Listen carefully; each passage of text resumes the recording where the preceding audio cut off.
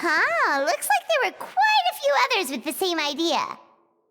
Ah, hello, you two. Have there been any developments? Okay, guess not. Well, the notice was only just posted. Guess it's pretty unlikely that someone would show up right at... Special Patrol, open up! Ah! Who's there? What's going on? The Special Patrol? I don't think that's who this is.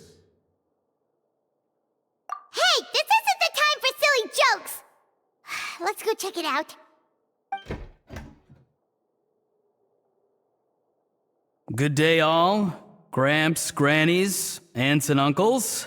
What in the Tevet are you doing here, Auroran? Oh, he must be the one you mentioned. Kukuku's owner? One of his owners. Kind of, but... Bro, what are you doing here? I'm here to claim a lost item. Is this the person you saw on the boat, Mr. Kinich? Somehow I highly doubt that. For starters, he just addressed us as Gramps and Grannies. And unless this is the youngest looking middle-aged man in the world, I don't think he's our guy. Huh. Was there something wrong with my door-knocking etiquette? That's how they do it in all the films. That's not door-knocking etiquette. That's the Special Security and Surveillance Patrol doing their job! Completely different things! Oh, I see. I figured it was just a polite way of requesting entry, to show the people inside you had something important to discuss. Oh, sorry about that. I totally goofed that one up. Give me a moment. I'll go back out and try again. So, Roran, You said you were here to claim a lost item. Yeah, so basically,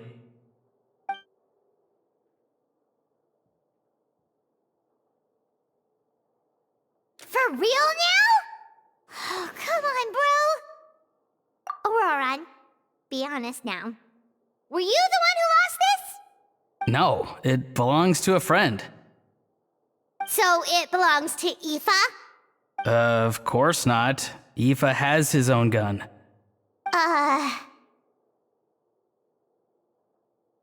All right then.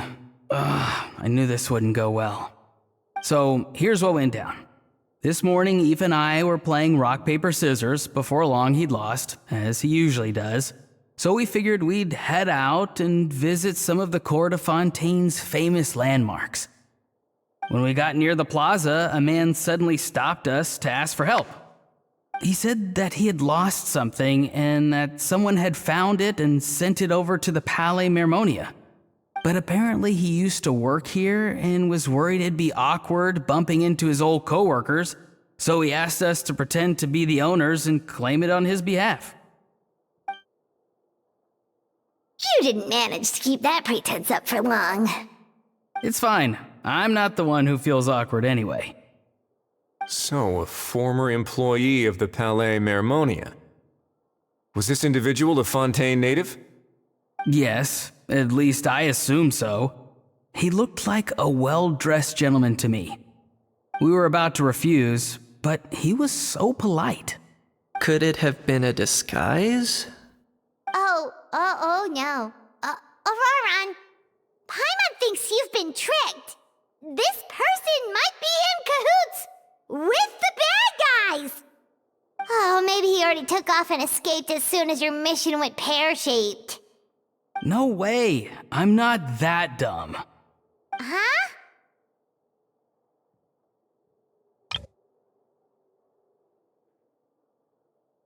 He's not going anywhere. Aoife and Kakuku are keeping an eye on him over at the plaza. Keeping an eye on him. I like the sound of that. In that case, let's hurry over to where Aoife is. Time to catch that con man and find out what's really going on here. Wait a minute, I have a question first. Traveler, Paimon. You're pretty famous in Natlan, right? Oh, we're basically household names. But why do you ask?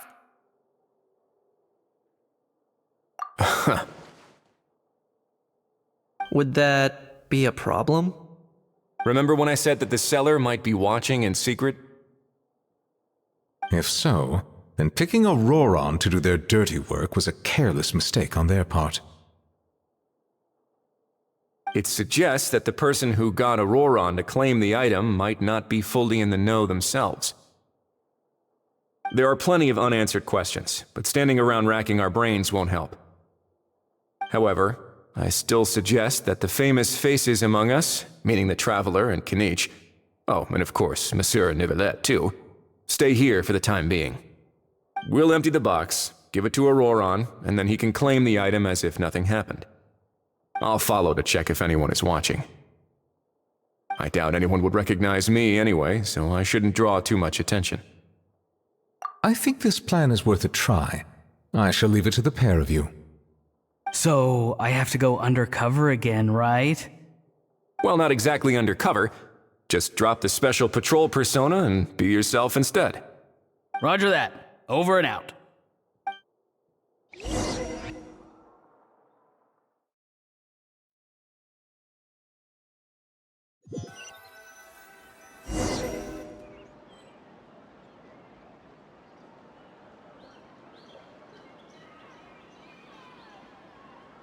No sign of any suspicious individuals around here. Auroron has entered the elevator as planned. I'll head over to the plaza now. Auroron's taking the elevator. I should take a different route to the plaza.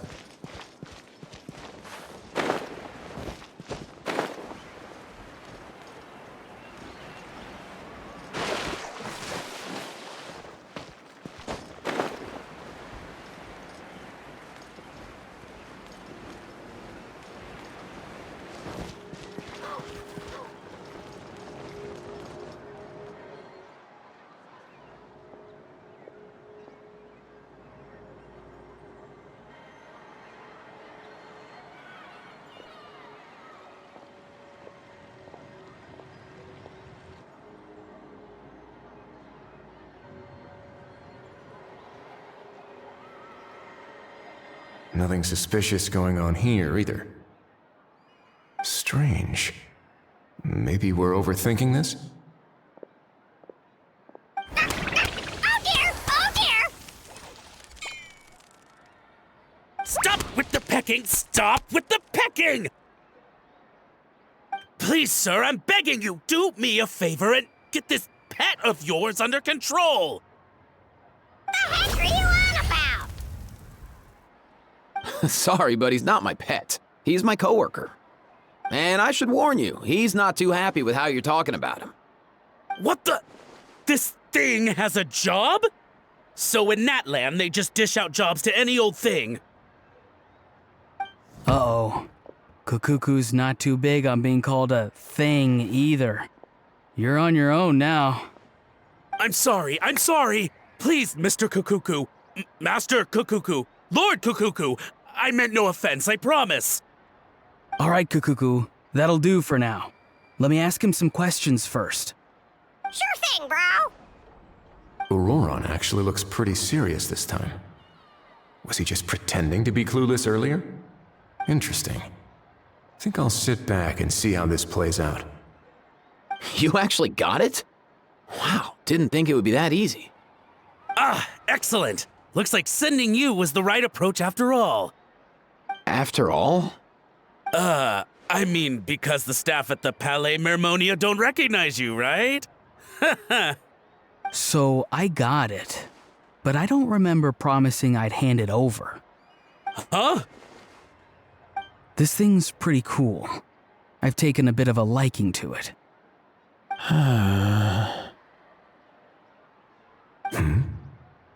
Please don't do this, my good sir, my master, my lord. My very life hangs in the balance. His life hangs in the balance?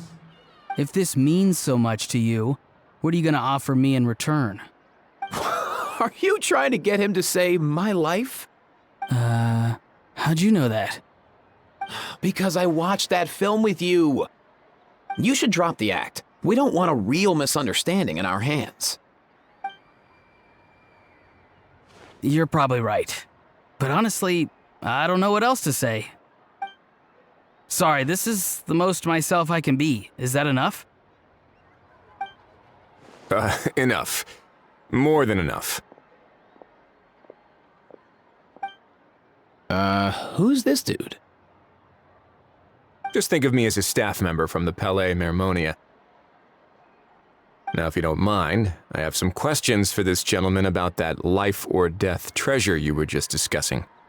Truth. Oh no, I'm toast now. What's that supposed to mean? You don't think the Palais Mermonia has the ability to protect our citizens? No, I mean, yes, of course they do. Please ask away. I could do that. But I'd rather you just tell the whole story, from the beginning. I suppose I only have myself to blame. Such a rare antique, I couldn't resist. I'm a collector of antiques. Nothing excites me more than rare, old relics, and to be completely honest, if someone's selling, I'm buying. I don't care to ask where they sourced their goods.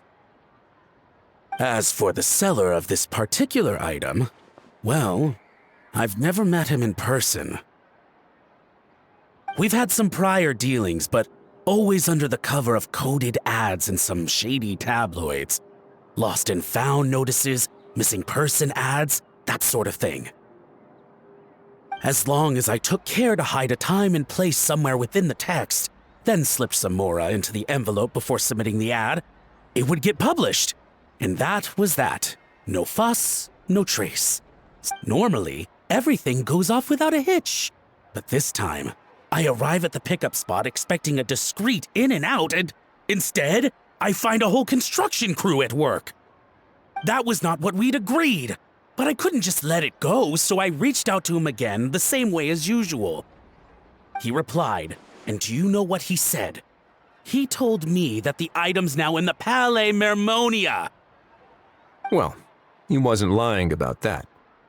He insisted that it would be inconvenient for him to make an appearance himself, but said that if I could somehow find a way to retrieve it from the Palais, he'd give me a discount on the price. Of course it wasn't the discount that swung it. Do I look like I'm strapped for cash?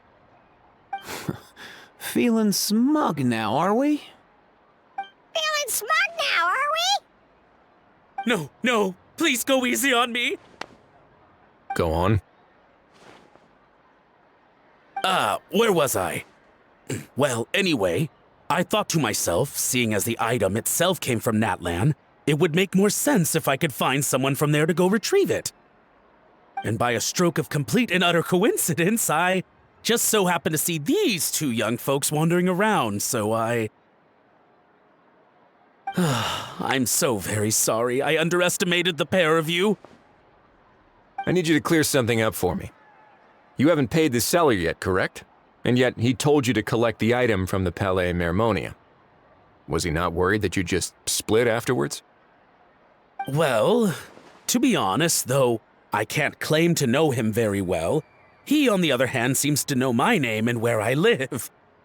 Besides, this is a guy who managed to get his hands on an ancient Natlanese weapon. That's probably not the kind of person I want to double-cross. Fair. That makes sense. So, Mr. Please, just call me Argento. All right, Mr. Argento. Listen very carefully to what I'm about to say. It will determine how much of the rest of your life you'll be spending beneath the waves. What does he mean? Is he gonna drown him just like they do in those gangster films? Oh, I get it. He's talking about that place at the bottom of the Fontanian Sea. Shh, can it? Owing to your suspected involvement in the illicit trade of Natlanese relics, you're now one of the suspects in an international smuggling case. A trip to the Opera Epiclese seems unavoidable at this stage, but on the bright side, you still have one chance to make things right. Okay. Do I really? Please tell me what to do. It's very simple. Just reach out to your seller in the same way as usual, arrange to meet, bring the money, and make the deal. Just be sure to let me know all the details. I'm talking time, place, the whole lot. If we can catch the other party by doing this, you'll have gone some way toward redeeming yourself. Understand? Oh, I see. I understand. You shall have my full and unadulterated cooperation. Good. Don't break the law, and don't even think about making a run for it. The Palais Mermonia will be watching you and ensuring your safety. All right, take the box, but leave your ID and other documents behind. You can go now. As for you two, protocol dictates that I should take you both back to the Palais and have you sign a confidentiality agreement. But that would take a lot of time and effort. Such a hassle, bro! See, Mr. Kikuku knows exactly where I'm coming from. So, I was thinking, since you're all friends of the Traveler... I understand, sir. We got dragged into this by accident, and it has diddly squat to do with us. And out of respect for the Traveler, we won't say another word. Oh, I know this part. We better keep our mouths shut or we'll both be sleeping with the fishes in the tailor-made pair of cement shoes. In that case, I understand completely. Not exactly what I was going for, but if that's how you want to understand it, then be my guest. Then it's settled. Thanks for your help.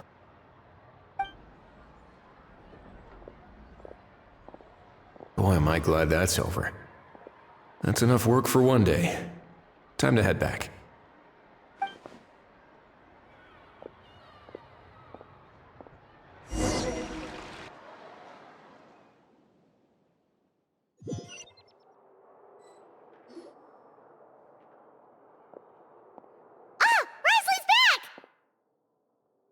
Judging by your expression, it must be good news, huh? It went smoothly, on the whole.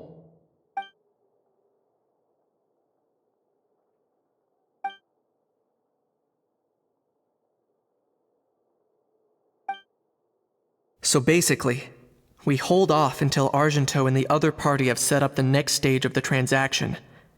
Then we plan our next move. Patience will be key. I get that. It's like hunting. I'm just not sure the other party will take the bait so easily.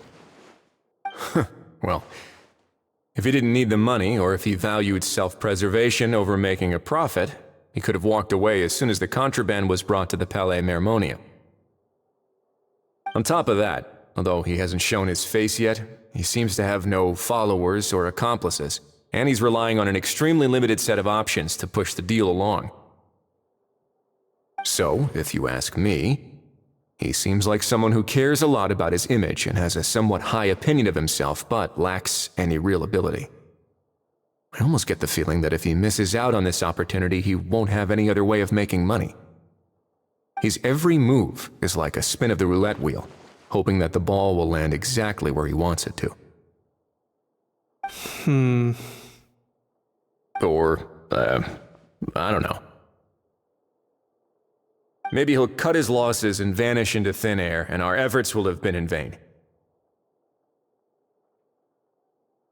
At least Natlan will get the stolen relic back, so it won't have been for nothing. In that case, let's hope his arrogance stays in play. Everyone, I have just briefed the Marechaussee Phantom on the situation. As soon as there are any further developments, we will act without delay. When that time comes, we will be relying on your help. We'll be waiting for the good news!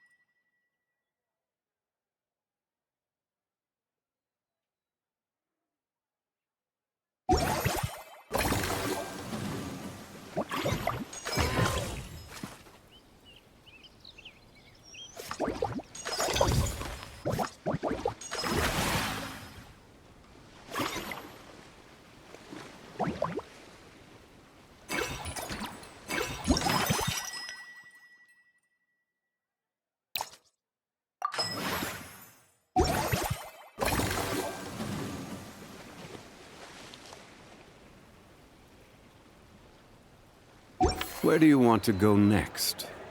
If you'd like to see Liyue's tourist spots. A truly great adaptation must. The 3 attractions are certainly all up to enhance our film's aesthetic. I'd recommend a few classics for.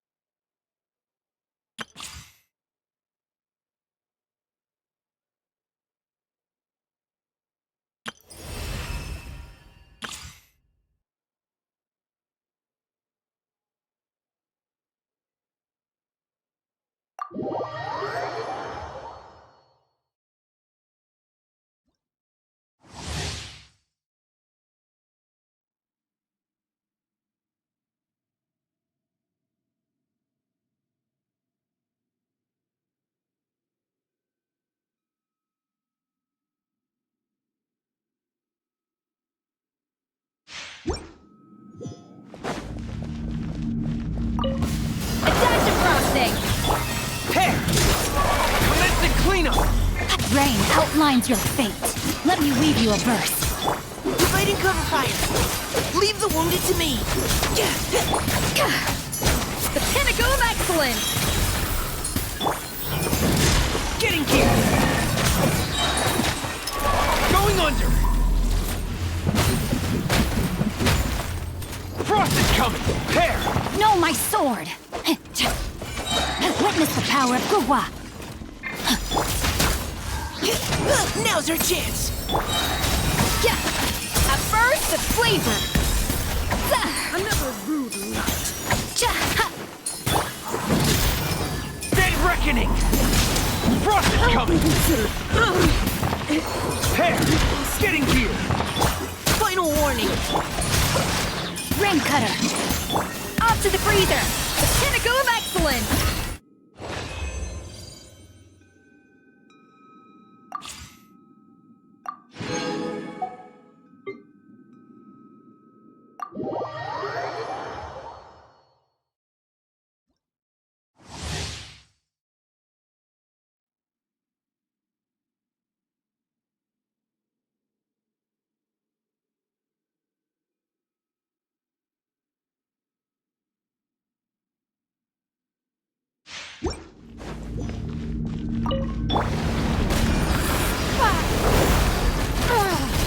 Nice and spicy.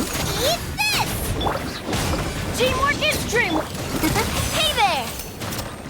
Haha! Yeah! Yeah!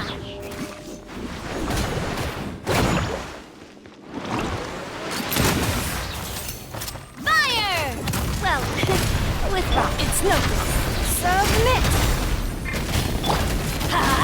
I'm going in!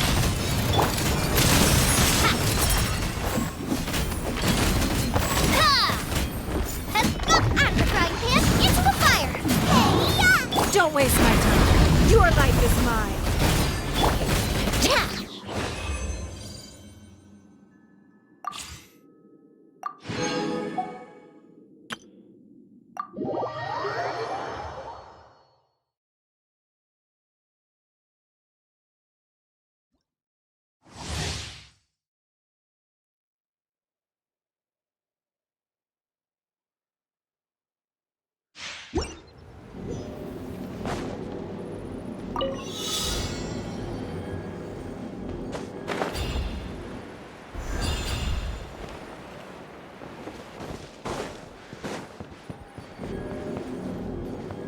Mind the wind!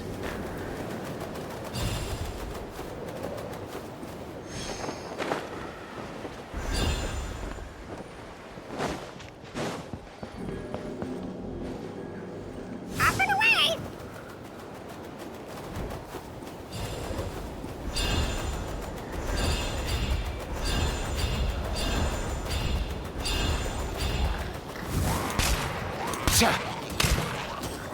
Mind your step!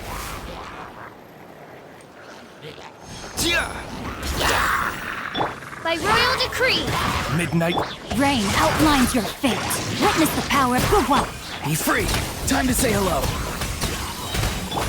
Let's go! Come here, you little rascal!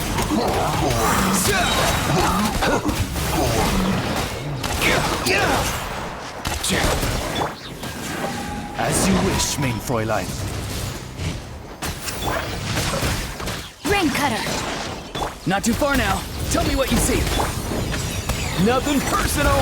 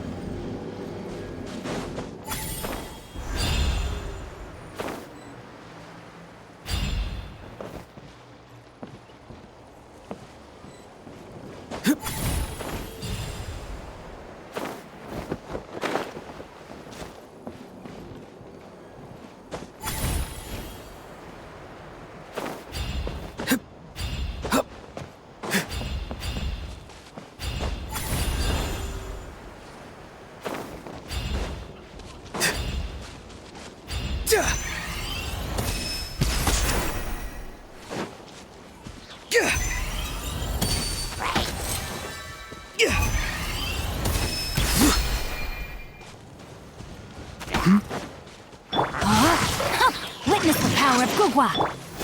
Time to say hello. Oz, reveal thyself! Midnight Phantasmagoria! Stand clear.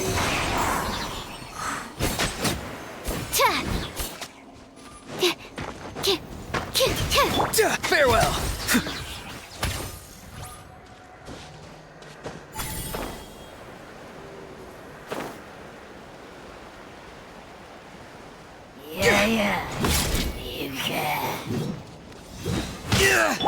Rain outlines your fate. Let me weave you a Animal test 6308. And Be free. Go. You're free now.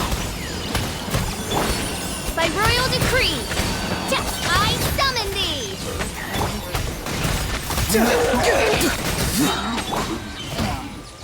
As you wish, main Fräulein. Not too far now. Time to say hello. Know my sword. Body and witness the power of Gugwa. World Mark II. Absorption test. Be free. Tell me what you see. Oz, reveal thyself! Midnight Phantasmagoria!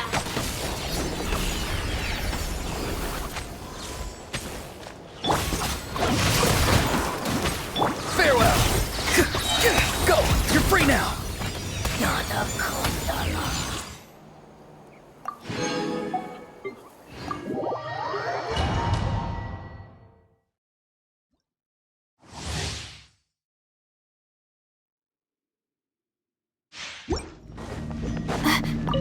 My guiding stars. Cold.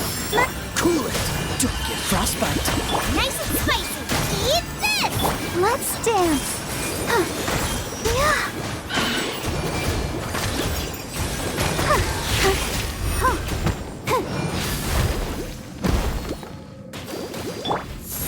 Stars, shine through. Freeze! Oh, so sorry.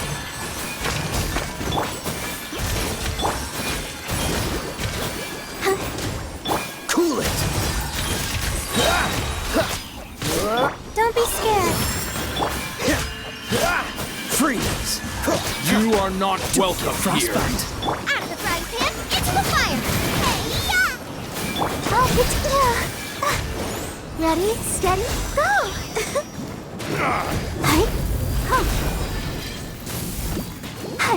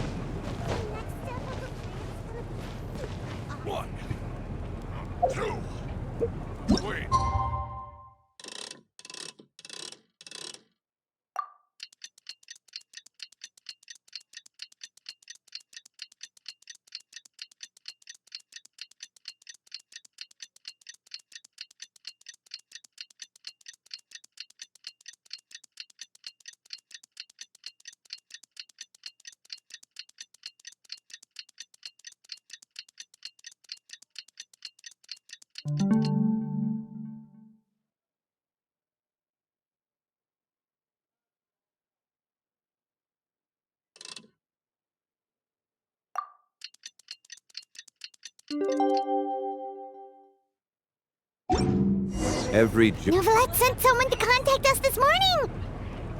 Yep.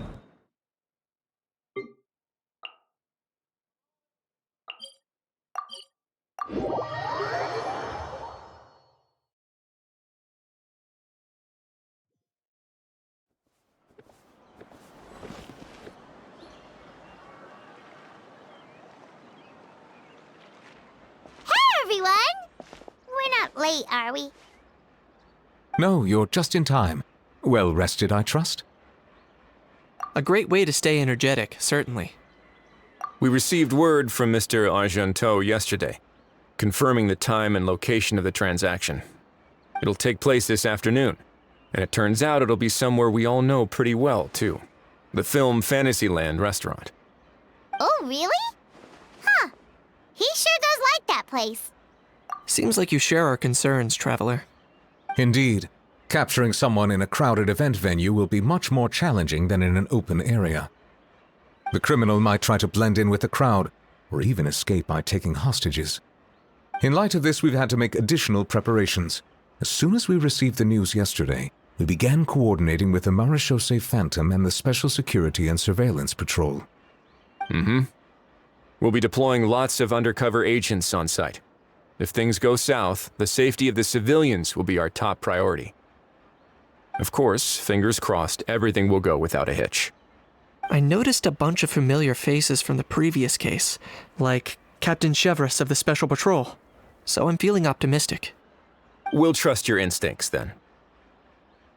Oh, yeah, and by the way, we've also been in communication with Miss Lapine Pauline and Miss Navia. The Spina di Rosula will provide support within a controlled scope, so there's no need to worry. The only potential issue is with Miss Escoffier.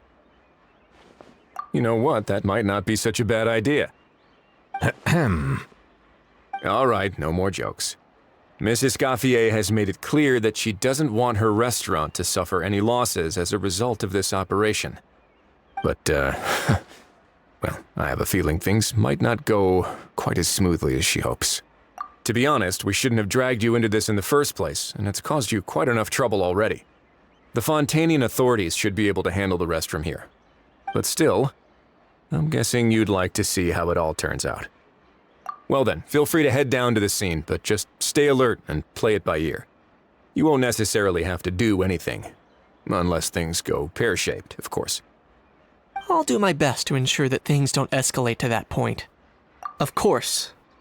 There are still a lot of unanswered questions, but our intel so far indicates that the culprit's from Natlan. Plus, I'm already a witness in this case. Might as well see this thing through to the end. That's the Kanichi we know and love!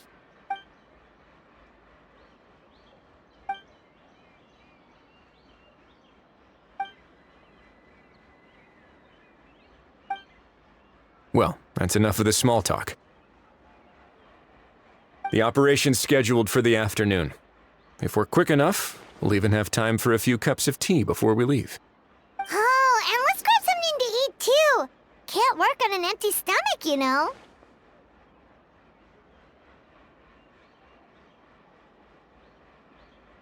And rooting for you! It's a very important job.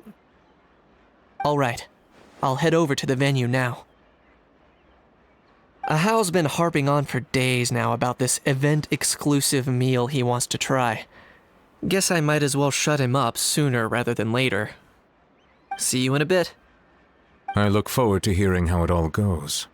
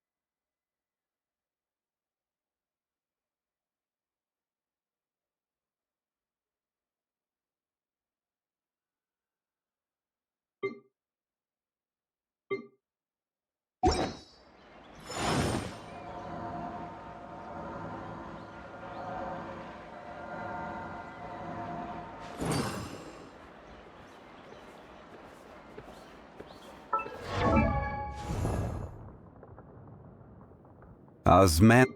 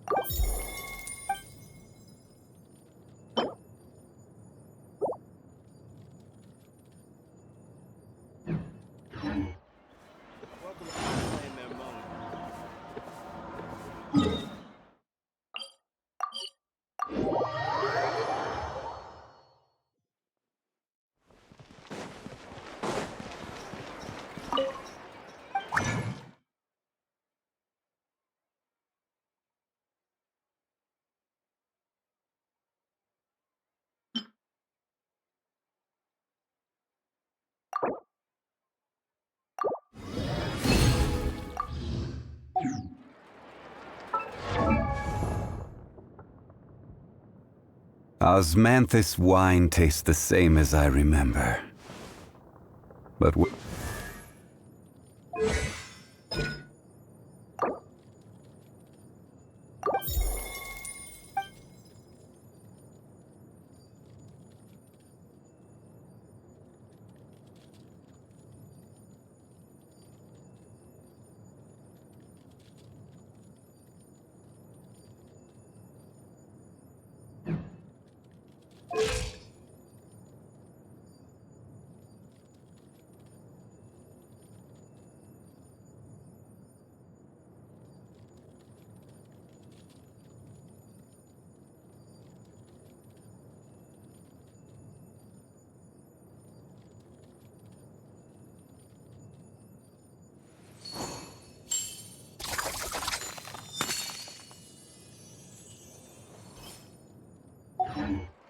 Where do you want to go next?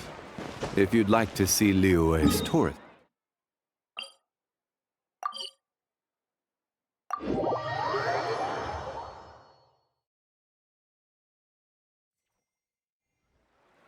This beach seems to be getting livelier by the day.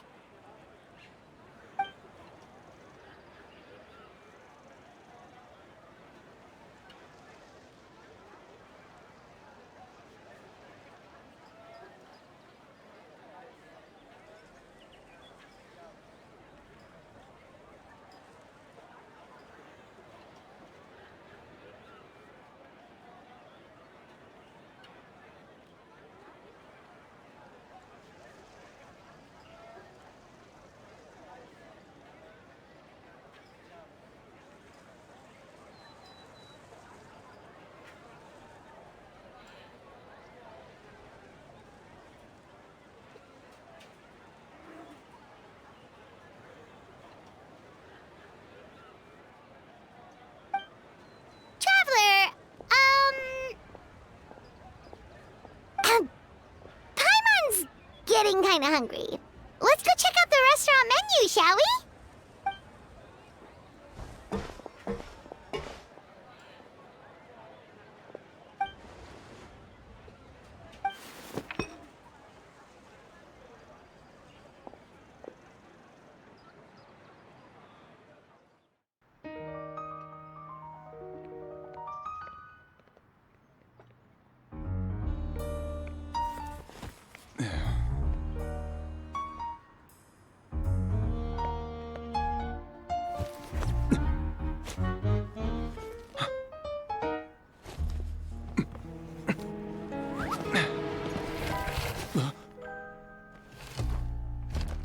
Your friend thought you might be thirsty. Won't you stay and drink it?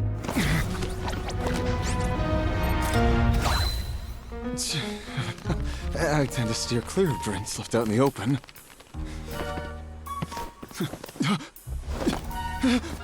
You're surrounded. Give up and come with... You lousy swine! Stop right there! Oh, look! A surprise performance! Wow! How lucky we are! Quick, take a photo! After him!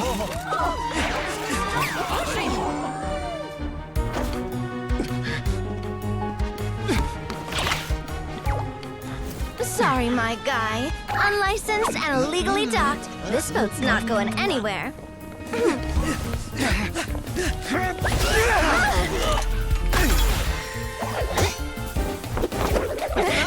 Quick! Don't let him get away! Be careful! Amazing! Lowly worm! No one flies higher than the almighty Dragon Lord! Who's stealing my fun? You again! You're driving me crazy! Oh, wow,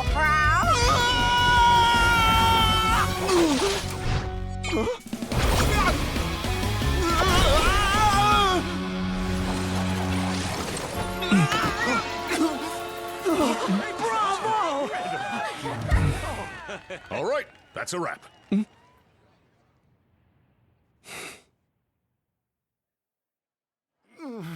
Unbelievable! You can't just drag someone around like that! Such blatant disregard for human life!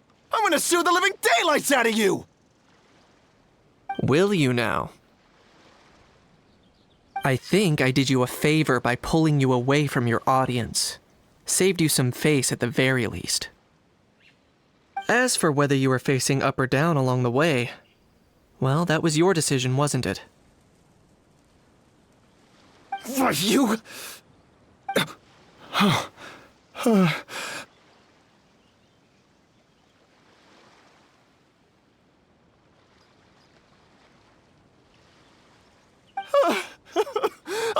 All right, I admit it. I was in the wrong. Oh, of course I know the difference between right and wrong, but I had no choice. I desperately needed the money. I was an expert on ancient relics. Not only did I have a successful career, but a happy family, too. But my son, I never imagined he'd turn out this way. Fell in with the wrong crowd and ended up shoulder deep in gambling. We had some savings, but he drained them away like a waterfall. Once he fell into debt, he had creditors regularly coming over to threaten and intimidate him. I'm his father. How could I just stand by and watch him suffer like that? Oh, my son is about the same age as you are. If only he could have turned out more like you. That's the only reason I needed the money. Please, believe me. You... Please, kid, I'm begging you. Help me. I see you're from Natland, too. That makes us brothers. Please, have mercy. I still have a chance to help my son straighten himself out. But only if I get back. If I go to prison now, he'll be doomed, I tell you, doomed!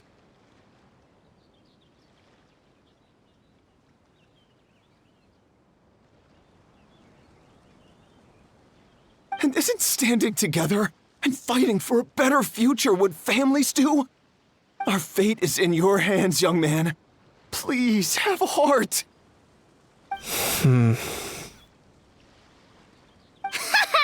Something wrong, Kanich? Gone soft, have we? I don't believe a word you say. Wriothesley had you just about figured out. You're a gambler. Pure and simple. A gambler? Me? Nonsense! I told you, it's my son! First of all, are you really from Natlan? You've been keeping tabs on the gun's whereabouts this whole time. You should have recognized at least one familiar face by now. On top of that, the way you threatened to sue me? Spoken like a true Fontanian, if you ask me. Huh? What kind of logic is that? I can't explain. I actually grew up in... I don't want to hear another word. Ahow, here's your chance. Shut someone else up for once. The moment I've been waiting for. Eat this, scumbag!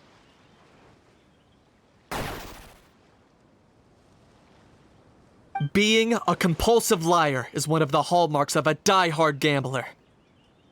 I bet you're just a Fontanian pretending to be from Natlan. Even if you have any friends or family to speak of, I'm guessing they've long since cut all ties with you. And you have your depraved ways to thank for that. Of course, I might be wrong.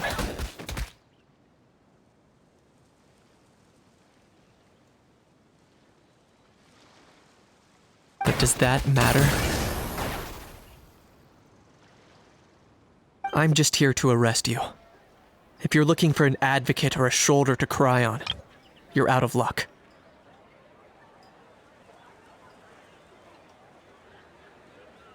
Besides, prying the truth out of you is exactly what your beloved courts are for. Isn't that right?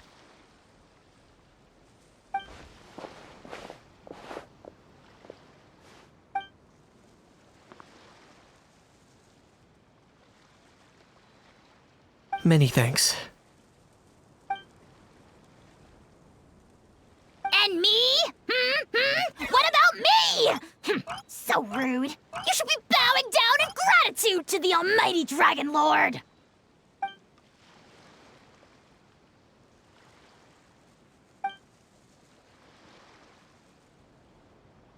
Hey, what do you mean? Hold it right there! Don't worry. I'm fine. I wasn't the one who just got dragged all the way here. Little Kanich, thinking back to when you were just an itty-bitty boy, Kanich, aren't ya? Aw, don't start crying like a little baby. I am the almighty Dragon Lord! No servant of mine will be seen acting so weak and pathetic in public! What are you on about? Still, I suppose there's no point hiding it from you. To put it plainly, I can't stand gamblers.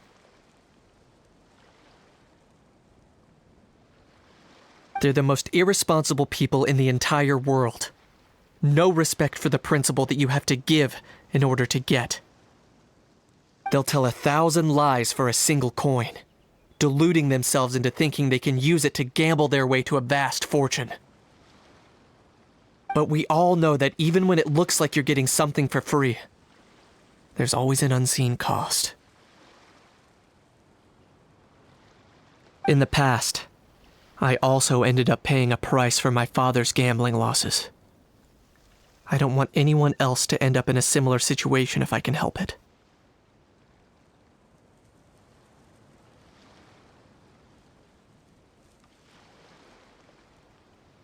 Don't feel sorry for me. I certainly don't feel sorry for myself. They say that people are shaped by their past, and since I've made it this far, I must have done a lot of things right. We should never punish ourselves for the mistakes of others. Instead, I choose to remember the moments that helped me grow. Like when I first learned to use a grappling hook.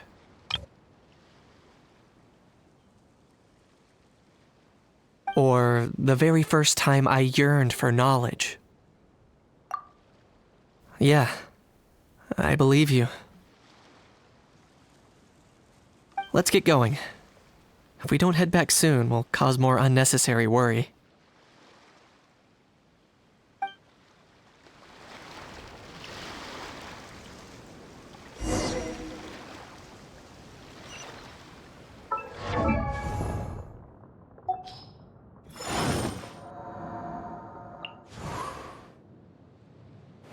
Huh?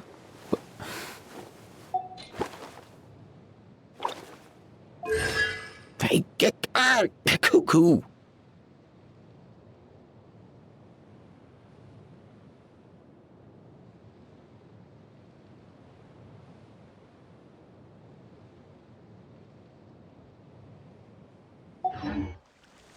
Every journey. Osmanthus wine.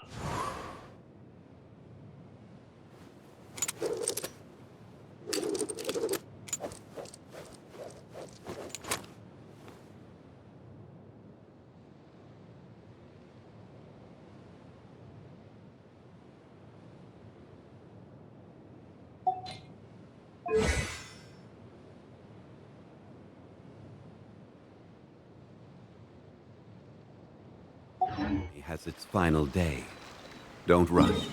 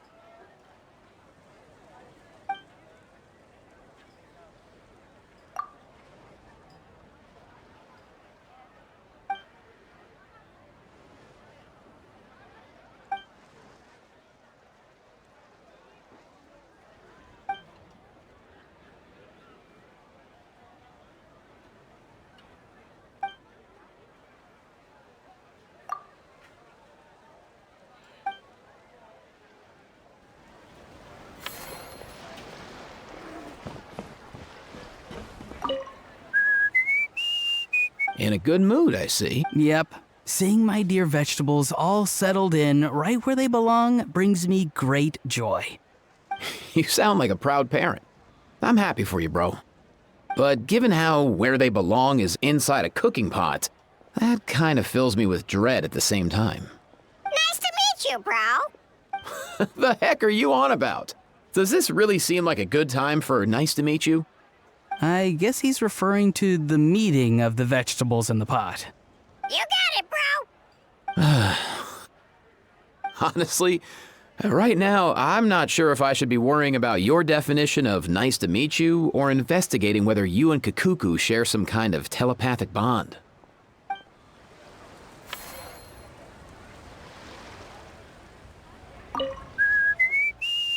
In a good mood, Yep. You sound like a proud parent. I'm happy for you, bro. But given how where they belong is inside— Nice to meet you! The heck are you on about? I guess he's referring. You got it, bro! Honestly, Yay!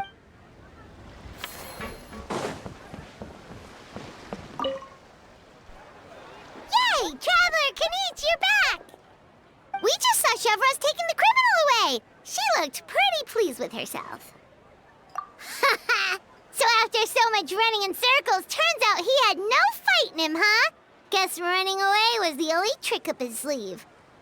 Oh, also, Risley said to let you know that he's already left. He went to report back to the Palais Mermonia. Apparently, the Marechaussee Phantom's preparing to carry out an in-depth investigation into illegal gambling activities. So anyway, that's for the Palais to worry about, not really our concern.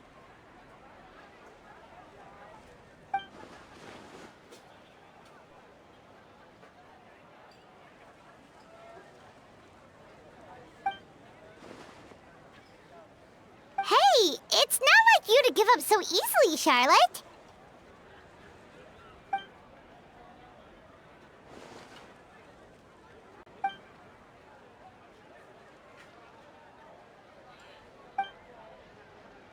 Make sure you pick the best shots of Paimon. Oh, already gone. Hope she heard that. Yeah, you're right. But what took you all so long to get here? Did something happen?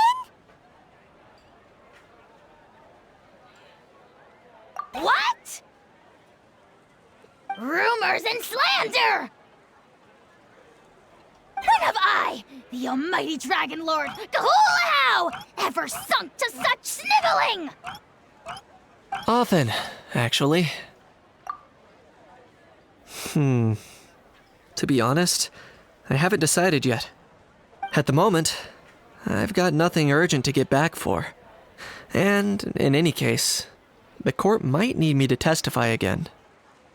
Plus, that gun's still a key piece of evidence. I'll probably have to wait until the case is closed before I can return it to Natlan.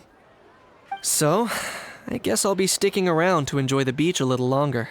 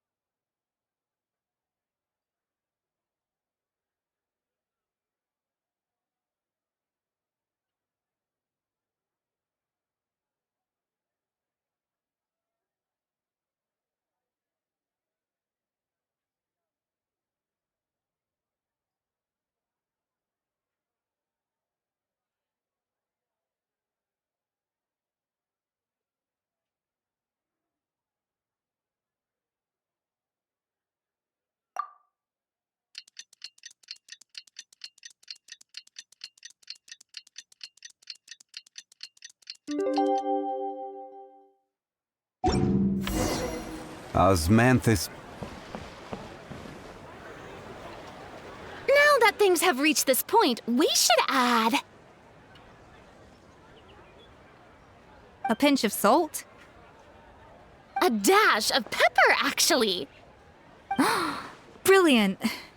Huh? You two aren't talking about a new dessert menu by any chance, are you? Not desserts. Oh, we're talking about the script. Oh, my dear partner, photographer, rookie director. our creativity must keep up with the overflowing enthusiasm of our fans.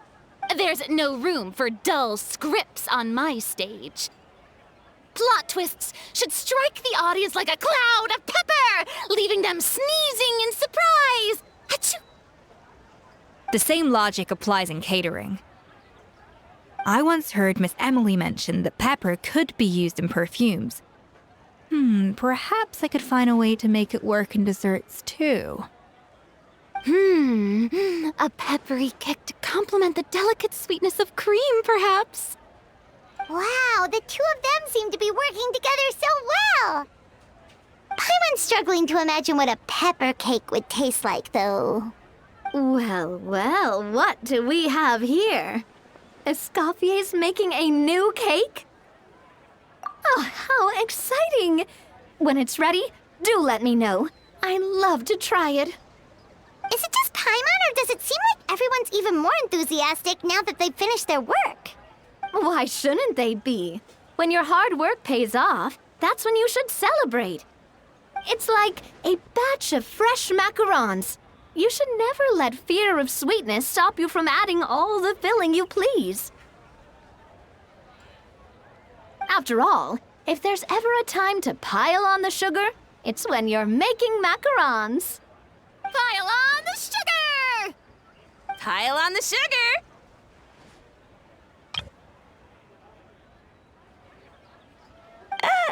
And why are we piling on the sugar? Lepine, Pauline, you're here! Of course! It all went according to plan. Huh? Were you off on some kind of important task? I was indeed. Please accept this.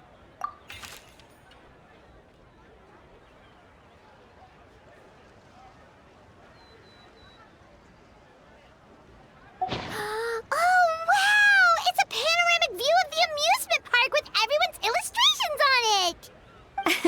Since the film Fantasyland has been such a success, we decided to create a unique souvenir to remember it by.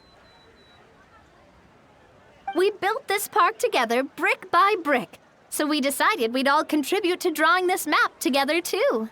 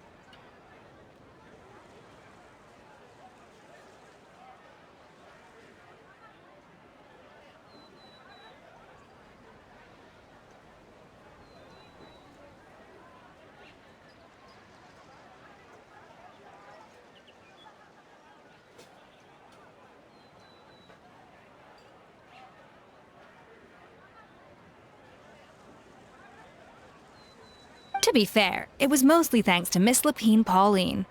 She's our expert when it comes to drawing after all. But we all did our best to leave our own marks too. That's right! And on top of that, Traveler, I'm offering you a most special privilege. You get to add a mustache to my portrait!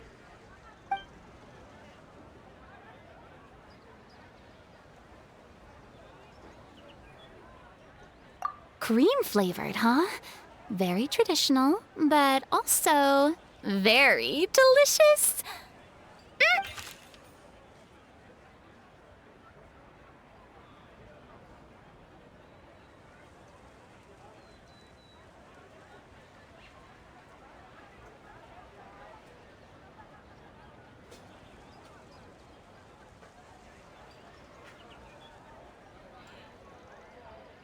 All right then. Now that you're the proud owner of this commemorative map, you can draw as many different flavored mustaches on it as you like. Sounds like a pretty tasty map. We'll look after it well. Great. Your satisfaction is our #1 priority.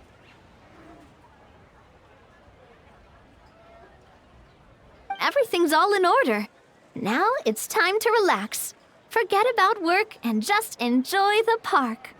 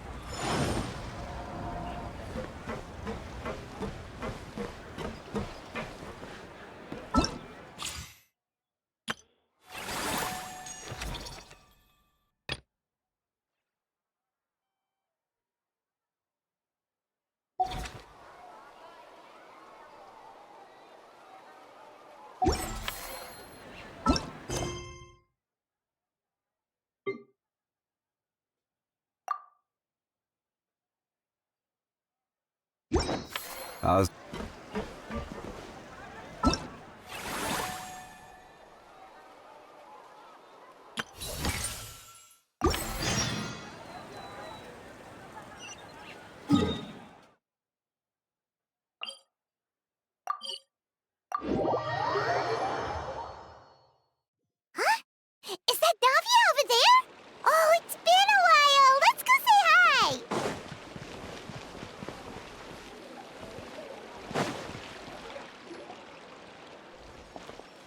Hey, Navia! What you up to?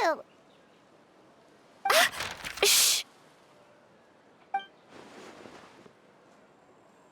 Get lost, Monica! I don't want to see you back here until you're ready to wake up and start doing things properly! Right now, you're a disgrace to my kitchen and to the Hotel de Boer name! It was an accident. I'm sorry, did you hear me asking for excuses? No, I'll do better, I promise. Why is she so aggressive? She won't even listen to what the poor girl has to say. Wait! Huh? Who do you think you are telling me? Wait a sec. Navia? Huh. So, you're bringing backup now. Suit yourself! You're still wasting your time!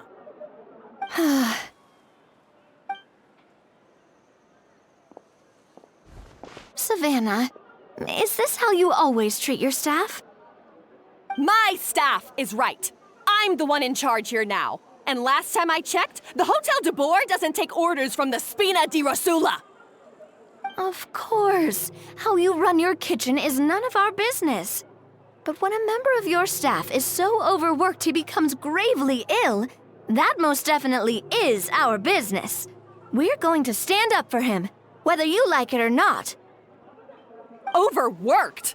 I've said it before and I'll say it again. If Fermon can't handle the job, then tough luck. There are plenty of other capable people I can hire instead. But Philmont can do the job, he just... Monica, back inside, now! Huh? But you said I shouldn't come back until... Just do as you're told, and not another word out of you! Come on, we have work to do!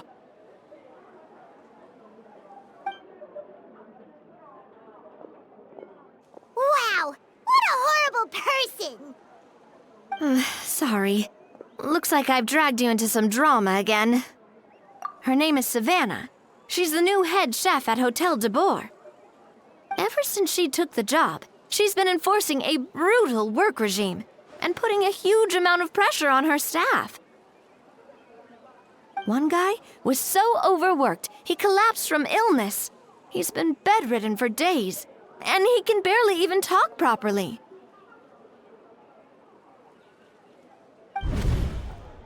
I'm sorry. I'm sorry. It's all my fault. I don't deserve to be a chef. At his family's request, the Spina di Rosula is trying to mediate on his behalf. We're not exactly making a ton of progress, as you saw. Savannah is adamant that Vermont's exhaustion and illness have nothing to do with her or how she's been running her kitchen. She's refusing to have any kind of meaningful dialogue with us. Our next thought was to talk to the other chefs at the restaurant and get a better idea of their working conditions. But with Savannah watching them like a hawk, no one has been willing to open up. And that's why I'm here, doing it the old-fashioned way. Camping out, watching, and waiting for an opportunity. Oh, shoot! It all makes sense now. Sorry. Paimon should have thunk before she spoke. Did Paimon ruin everything? Oh, no, not at all, Paimon. Honestly, the way she was laying into Monica, someone had to step in. I'm sure I would have piped up if you hadn't. And besides, I don't really think I'm built for espionage. Yeah, meaning it's gonna be all the more difficult to get the inside scoop now. Oh, I might as well head back to the Fleuve Cendre then. We'll need to come up with a whole new game plan. Paimon will join you, 'cause this is kinda all Paimon's fault. Guys, it's fine. You don't need to worry about it. That said, if you were planning to visit the Fleuve Cendre anyway, let me take you out for a meal. I'll make sure it's a proper feast. A really famous chef just joined the Spina di Rosula's tavern. Her name is... Sorry to interrupt. I just wanted to apologize for the scene you witnessed just now. We shouldn't subject our customers to that. This is a small token from us.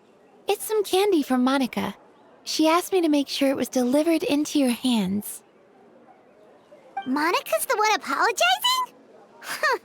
Clearly Savannah is the one who owes an apology. Our head chef has been a little highly strung lately. Sorry for everything. All right. Since there's candy, Paimon will drop it. Not the candy. Thank you for understanding. We'll make sure to pass your feedback on to Miss Savannah. A little highly strung, huh? Paimon doesn't get it. How did someone like her even become head chef? Well, according to Vermont's family, she hasn't always been like this. But that's a story for another time. Let's try this candy. Oh, Paimon totally gets it. Come on, dig in! Huh? Hold on, there's something written on the wrapper. Find Escoffier.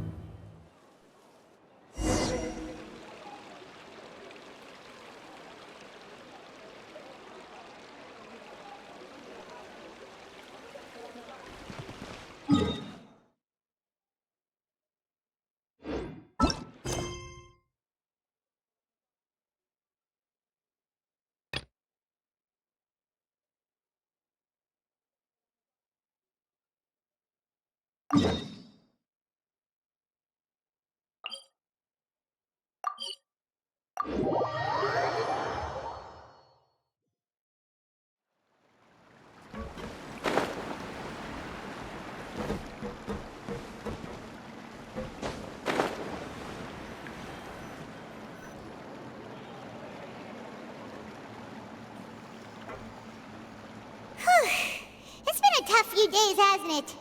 So much has been happening. Paimon didn't think the meetings would go on for so long, but everyone seemed pretty fired up, huh? Paimon thought they'd be at least a little frightened. Well, how Remine was now that Paimon thinks about it, but everyone else just looked a little surprised.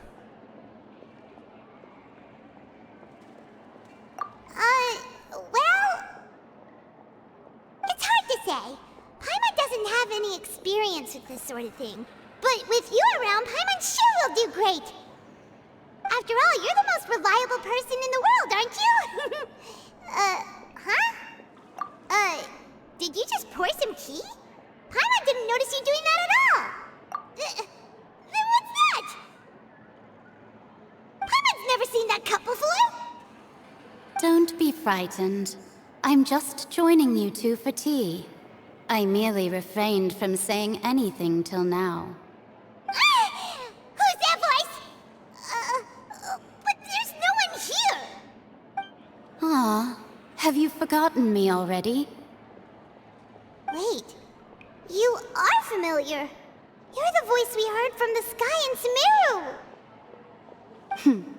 The voice from the sky, I fear that description is wrong. Though, not completely wrong. You're feeling lost now, just as you were feeling previously. I sensed that confusion and thus came to you. Guiding people is an irresistible hobby of mine, after all. Consider me a passerby, just accepting a commission from my friend's disciple on a whim.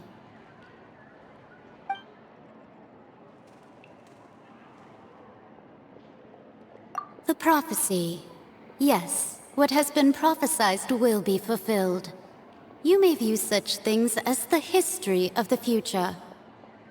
What? Then is there any way we can stop it? I believe you have witnessed a failed attempt with your own eyes. Can everything in Tevat so easily be changed? Ah, so you've caught on. Just as prophecies are usually only the future as seen from the perspectives of the gods, could things be happening in hidden corners where the gods' gaze does not fall? Are the things that you shall see different from the fate that the gods perceive? What is she talking about? It all sounds really impressive and important and stuff, but it also sounds kind of scary.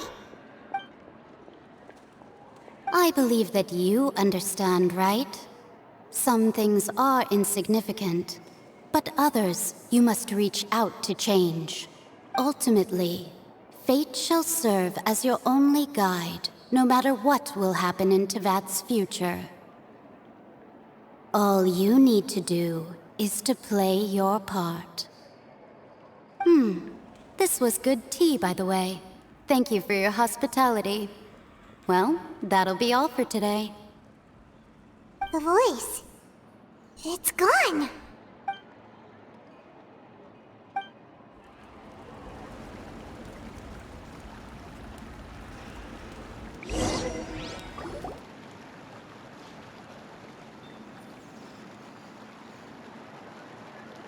What? I want to hear someone talking. All right, coming. Hey, it's you who's getting lazy, okay? Well, I see I've walked in on some lively banter. Mona! Fine, just fine. I went to take part in that Steambird panel. It turned out to be more interesting than I expected. Not all Fontanians are pessimistic about this. One journalist mentioned that sitting around and waiting for the end to come would be wrong, and that they should make their own rescue preparations. I agreed, so we had a brief chat with her. Did she have pink hair by any chance? Why, yes, it was Charlotte. You remember her, right? That daredevil journalist? I'm in full support of her view. Prophecies are very important, but how can people allow their lives to be commandeered by just a few words? That's right! Paimon's glad to hear something sensible for once. Ah, yes. About what we had discussed before. I did try, but I'm afraid I couldn't reach the old hag. I'll try again tonight, but I wouldn't get your hopes up. Huh?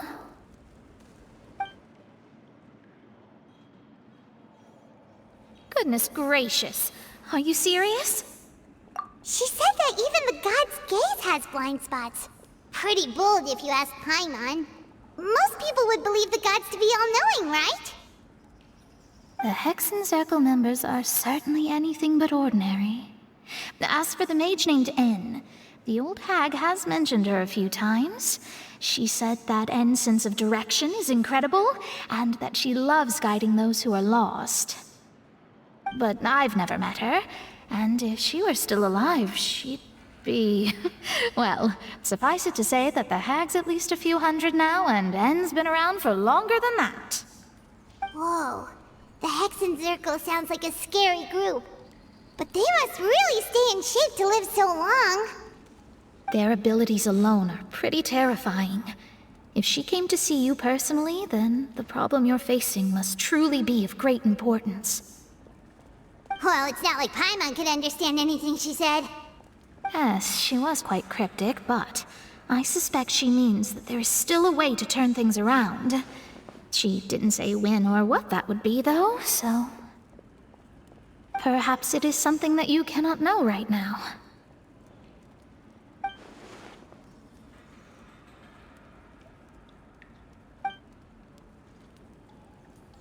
Traveler, Paimon, are you two all right? Oh, we're fine.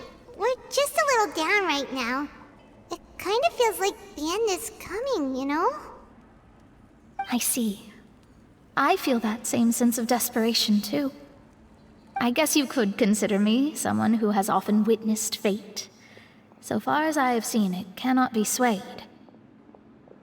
But even so, I still hope for, and believe in, miracles.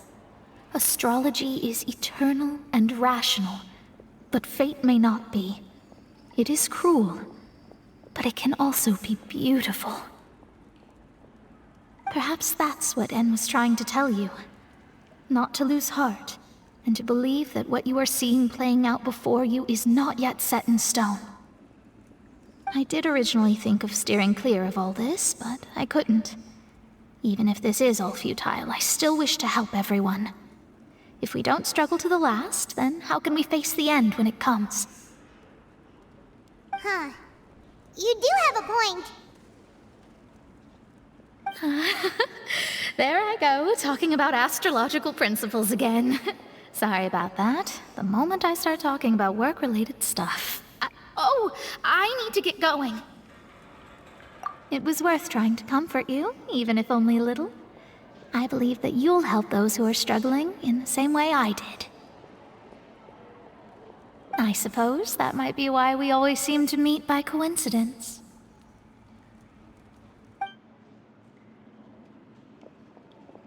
Paimon feels kind of moved by what Mona said. But also kind of sad, too. Hey, Traveler. Paimon suddenly feels like going outside for a walk. Let's go. Let's walk.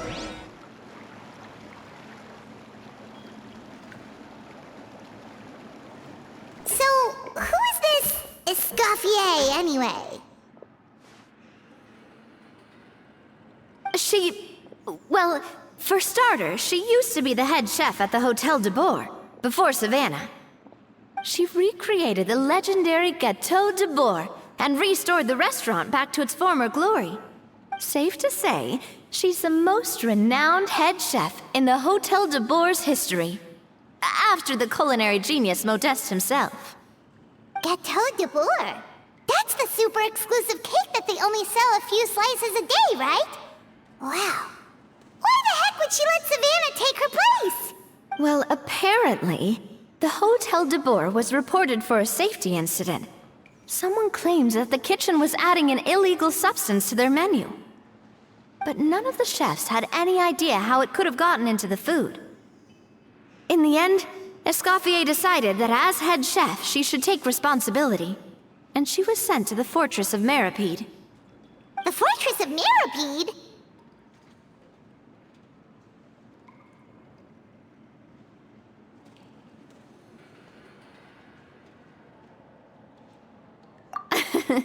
Well, you're right.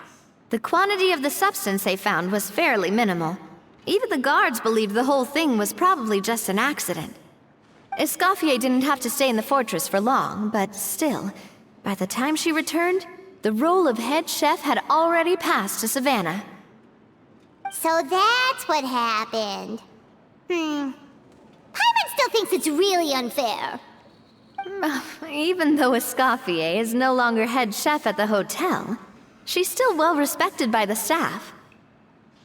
So, I'm guessing what Monica wants is for us to convince Escoffier to try and negotiate with Savannah on the staff's behalf. Oh, Paimon gets it! Monica wants Escoffier to come back and kick Savannah out. It's simple. If the new head chef is stressing everyone out, then the solution is just get the old one back. Well, about that... You thought cream of mushroom soup was ready to serve after 3.5 minutes on the stove! You'd have had more sense serving hot water with ice cubes. At least then, you wouldn't have wasted all this perfectly good cream and mushroom! What do you say, Hilaire? I'm sorry, Cream. I'm sorry, Mushroom. As you can see, Escoffier is that kind of chef as well. You have to leave it on the heat for long enough to allow those flavors the chance to come out. Don't be fooled by the aroma when the water first starts to boil. Got it? Yes, Chef. Then go back and do it again.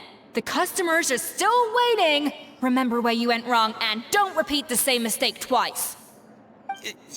Yes, Chef!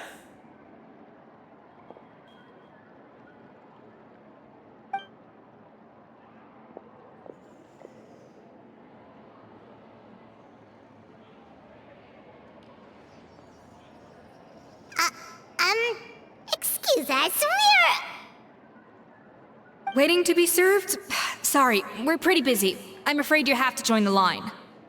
Oh, no, we're not here to eat. So you're not paying customers? Then I'm afraid the wait will be even longer. It's hard to talk to Escoffier when she's in the zone. Let's take a seat. We can catch up while we wait.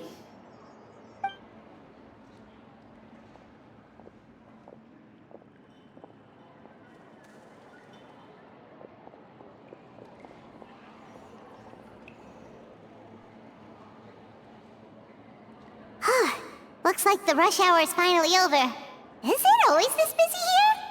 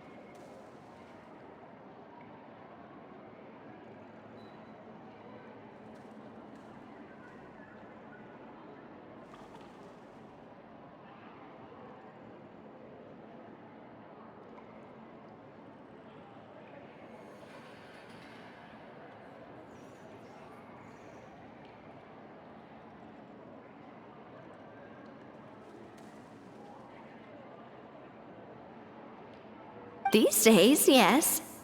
I'd say business has tripled since Escoffier joined as temporary head chef.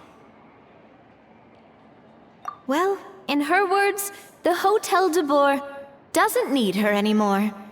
It doesn't look like she's got any plans to go back. I guess I'll be heading off then.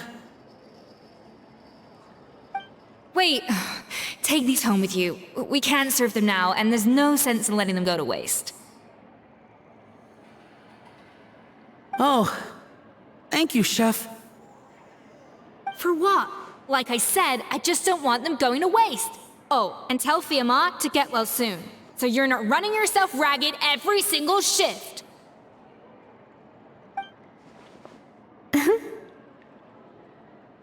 Fiamma. That's the second time we've heard that name. Who is that? He's the chef that fell ill from stress. Hilaire is his son. And with Mom stuck at home taking care of Dad, he decided to pick up some work to help pay the bills. Escoffier knows their situation, so she's been making some extra food every day for him to take home. Hey, I heard that, Navia! I've told you before, no one's making extra food. Hilaire is making blunders in the kitchen, and I can't serve his failed dishes, so he might as well take them home. Yeah, failed dishes that just so happen to be nutritionally complete every single time. So, you two must be the world-famous traveler and her companion, Paimon, yes? Is there something I can help you with? Oh, so you know us already. We'll skip the introduction then. We're here to talk about Savannah. Oh, I certainly am. The Spina's headquarters are right next to the tavern. And I've lost count of the number of times Navi has come to pester me about it. But I don't work for the Hotel de Boer anymore, and being ex-head chef doesn't give me the right to interfere with that business. Besides, I'm the one who persuaded Savannah to take the job in the first place. What? Well, she was a much gentler person back then. A little timid even. She wasn't at all confident that she was the right fit for the role. That's hard to believe. Are we definitely talking about the same Savannah here? Honestly, I do wonder if she's just emulating me. I mean, I'm not the most pleasant head chef to be around either. Anyway, suffice to say that given the history between us, it'll be tricky for me to tell her she's doing her job wrong without coming across like a huge hypocrite. Fiamma and the others probably think that Savannah gets it all from me. I wouldn't be so sure about that, Escoffier. Look at this note we got from Monica. She mentioned me. Whatever shortcomings you feel you have, it looks like Monica still trusts you. As for the others, well, how can you know what they think unless you ask them? Monica. Plus, it's not like we're asking you to storm in there and raise hell. We're only in the initial phase of our investigation. All we're trying to do is get the other chefs to open up to us. Oh, Monica. Oh, Monica! Escoffier? I can't believe her! Powdered sugar is supposed to be applied sparingly. Look at all that on the wrapper. It's thicker than the sole of my shoe.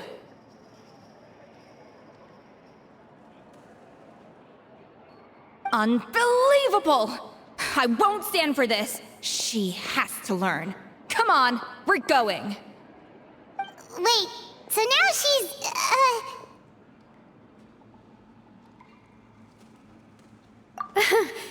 Let's go catch up to her. We don't want to keep her waiting.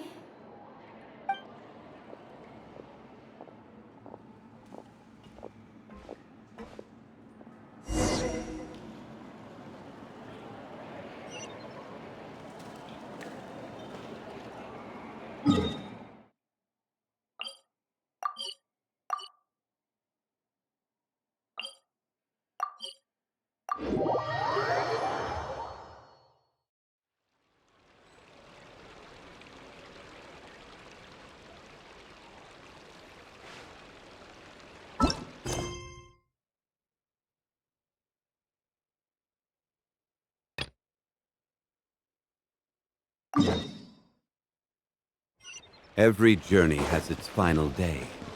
Don't rush.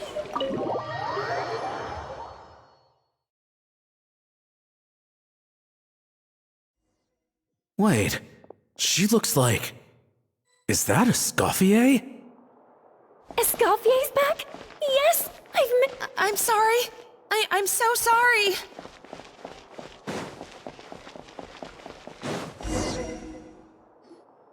I'm sorry, I'm so sorry. I messed up your order. Oh, I wouldn't go that far. Maybe the taste is a little off, but if you hadn't brought it up, I don't think I would have noticed. But, please, you have to forgive me or Chef is gonna... Okay, I know. I'll kneel before you. What the heck? Get up, Monica! Can't you see that you're just making your customer feel more awkward? Escoffier? If you want forgiveness, then do what any self-respecting chef would do. Make the dish again.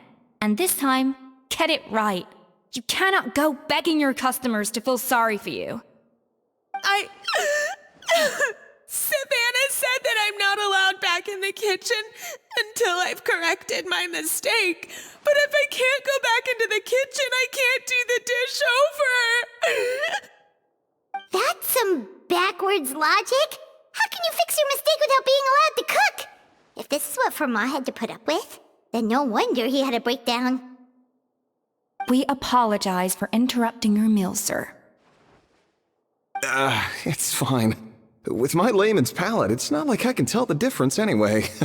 I was actually quite enjoying my meal until she appeared out of nowhere and started apologizing. Gave me a bit of a fright, to be honest. Oh, well, it's because Chef Savannah tasted a bit of the leftover soup from my pot and then threw me out of the kitchen. Gosh, that's pretty strict. Has she always been that way? I don't recall things being like this when Escoffier was head chef here.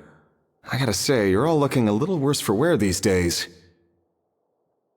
I mean, Escoffier was strict too, but I think the difference is that her criticism was more constructive, so you knew what you did wrong and how to improve, and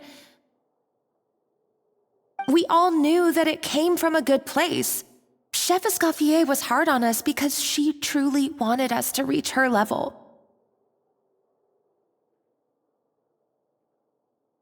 But these days, whenever we make a mistake, we just get told to wake up, get your head in the game, or just do it again. And it's only gotten worse since word got out that Chef Escoffier had started working again in the Fleuve Cendre. Monica, you don't need to call me chef. I'm not the boss here anymore. Yeah, but through no fault of your own. What happened back then, that wasn't on you, and all of us know that. That banquet was a huge event, and so many staff were involved every step of the way. With so many moving parts, there's no way of knowing how that lumiline ended up in the food we served. Lumiline? What's that? A new drug from the Fontaine Research Institute, produced from an extract of the lumitoile. Apparently it sharpens the senses, so they used it to treat people with impaired responses to stimuli. Oh, yeah, I've heard about that. They found out you can use it as a flavor enhancer since it stimulates the taste buds. Makes things pretty addictive.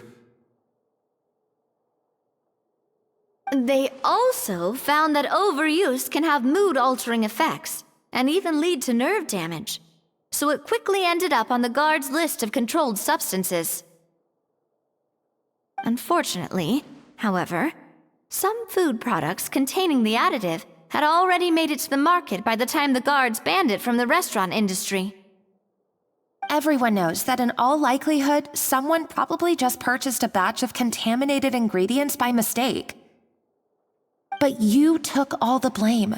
We all know why. You just didn't want to see this turn into a place where tensions are constantly running high, because everyone's suspicious of each other all the time. And now look at you, a fry chef in the Fleuve Cendre. are you trying to say? Sure, the Spina's Tavern is no Hotel de Boer, but come on. It's not that bad, is it? Oh, the Fleuve Sandra, you say? Great. That's where I'm downing from now on.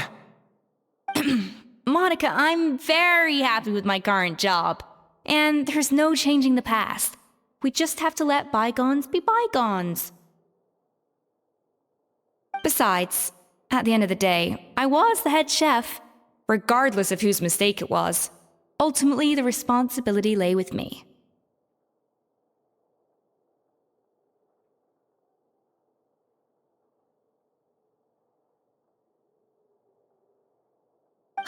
If only Savannah was half the boss you were. I'm sorry? Do you have a problem with my conduct as head chef? No, chef. So, you do remember who's boss? Escoffier? I thought you'd left this place for good. What happened to you, Savannah? Why are you acting like this? When I turned this place over to you, You made me the head chef and gave up your right to tell me how to do my job. You're not the boss here anymore, so stop acting like you own the place. Whoa. Sounds like someone has a chip on her shoulder. Oh, Savannah! My God, have you grown a temper since I last saw you? Have you put even half the amount of energy into improving your cooking skills, or are you still using the Pluie Lotus as an off-brand marcotte, thinking no one can tell the difference? That's none of your business! What happened to not storming in and raising hell? Ho ho! I was not expecting to see something this spicy as soon as Escoffier returned. Huh? Fan Asian? Aye, miladies. Might I make a humble suggestion? Given that we have ourselves a tête-à-tête between chefs at the Hôtel de Bord, I dare say it would be de rigueur to settle this the traditional way. The traditional way? That can only mean one thing. That's right. I'm talking, of course, about the tradition established by Modeste himself. The cooking contest! According to legend, the founders of Hotel de Boer, Modeste and Savelli, used this method to resolve all of their disputes. Everything from petty arguments over next week's menu to disagreements over the strategic direction of the restaurant. The cooking contest would decide who had the final say. Sounds like they had a lot of free time on their hands. Ah, well, it might sound that way to us. But in fact, the cooking contest played an enormous role in motivating chefs to hone their skills, reaching new heights of excellence in the culinary arts. And indeed, the reintroduction of this institution in recent years has surely been instrumental in transforming the Hôtel de Bord into the top-ranking restaurant in Fontaine. Reintroduction? Someone brought it back? Who? What say you, Escoffier? Surely you of all people won't back down from this challenge. It was you who put the rule in place, after all. Sure, I reinstated it, but I'm not a chef at Hotel de Boer anymore. Isn't this bending the rules a little? I see no issue as long as both sides agree to the terms. We could simply treat it as an exhibition of sorts. Savannah, any objections? Exhibition. Huh. If we're going to battle it out, let's put it all on the line. If I lose, it's up to you what happens to me. I don't want anything to happen to you. But if you lose, you hand over the Codex de Boer to me. What? The Codex de Boer? Only the legendary handbook written by the original head chef Modeste. It contains all his secret recipes, including Gâteau de Boer. It's the greatest treasure in Fontaine's culinary world. And only the present and former head chefs of the Hotel de Boer have the right to read it. Present and former? Wait, but that already includes Savannah, though. What do you want that old thing for? You have your own copy, don't you? Don't take me for a fool. You know perfectly well what I mean. I want your copy, the original version, the one you took with you when you left us. I'm sorry, I must be missing something. You know, there's no difference between the original and the copy, right? They contain the exact same recipes. Stop trying to change the topic. What's wrong, Escoffier? Scared you're gonna lose to me? Or are you scared of me getting my hands on the original codex? Savannah, you may remember that we gave her the original as a parting gift to thank Escoffier for her years of service. Asking— Oh, I'm sure it won't be an issue, as long as both sides agree to the terms. Those were your words, weren't they? And as for the contest itself, let's make it a bake-off. Gâteau de Boer, per the recipe in the codex. Well, Escoffier, you against me. Are you in or out? You sound surprisingly confident. All right then, let's see how much you've actually grown. I hope you surprise me, Savannah. I'd hate to find out that all you've learned after this long is how to chew people's heads off. Believe me, I'll show you. Escoffier, are you sure this is a good idea? You accepted her terms a little hastily. Oh, it'll be fine. Let's head back to the Fleuve Cendre so I can get prepping. I do apologize. This whole ordeal reflects rather poorly on us. I'm afraid it's not quite that simple. The Hotel de Boer runs as more of a partnership, you see. It was founded by two friends, Modeste and Savelli, and it's been that way ever since. So, while I am technically Savannah's boss, it's not really my place to interfere with the business of the kitchen. To be perfectly honest with you, that's part of the reason why I suggested a cooking contest. If Escoffier wins, it would be the perfect opportunity for her to talk some sense into Savannah. Or, of course, if she wanted to return, then— but anyway, I'm getting ahead of myself. Whatever the outcome, this contest will hopefully serve as a turning point for us. Please, pass on my best wishes to Escoffier. I must say, Savannah surprised me with her confidence. Does she really believe she can best Escoffier in the kitchen? I thought she was just blowing off steam when she first raised the idea to me.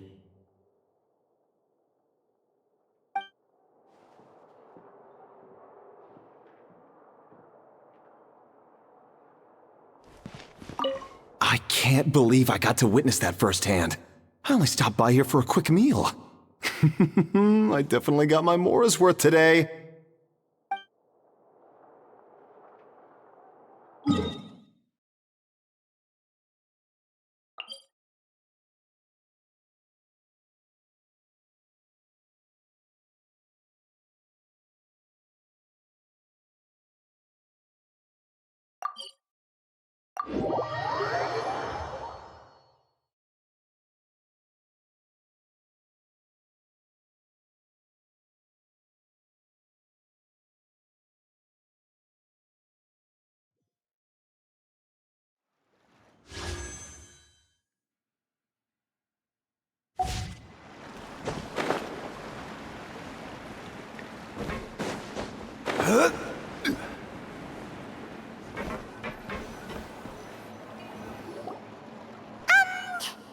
So, this whole bake-off thing kind of came out of nowhere. Was it really sensible to just go along with it? Well, I got a sense that she's holding something back. But we chefs always express ourselves in our cooking. So if she won't talk, this might be the best way to find out what's really going on with her. Huh? Holding back? Sure didn't sound that way to Paimon. Escoffier only picked up on it because she's the same way. Always closed off, never letting you know what she really thinks. That's patently false, at least where your macarons are concerned. I've been nothing but truthful with you about the disgraceful amount of sugar you use. Okay. That's one case where you can keep your thoughts to yourself. Oh, that? Well, it's not so much a recipe book as a diary of Modeste's adventures. Back in the day, he and his good friend Savelli explored far and wide, partly adventuring, partly looking for new ingredients and developing new recipes. For instance, legend has it that the original Gâteau de Bourg was made using a special secret ingredient that Modeste discovered on one of his adventures. So rare was the ingredient that they could never make more than 16 slices of the cake per day. But everyone who tried it claimed that it was one of the most blissful and invigorating things they had ever tasted. Modeste and Savelli went on to found the original Hôtel de Bourg, which catapulted them to stardom in Fontaine's culinary world. Especially Modeste.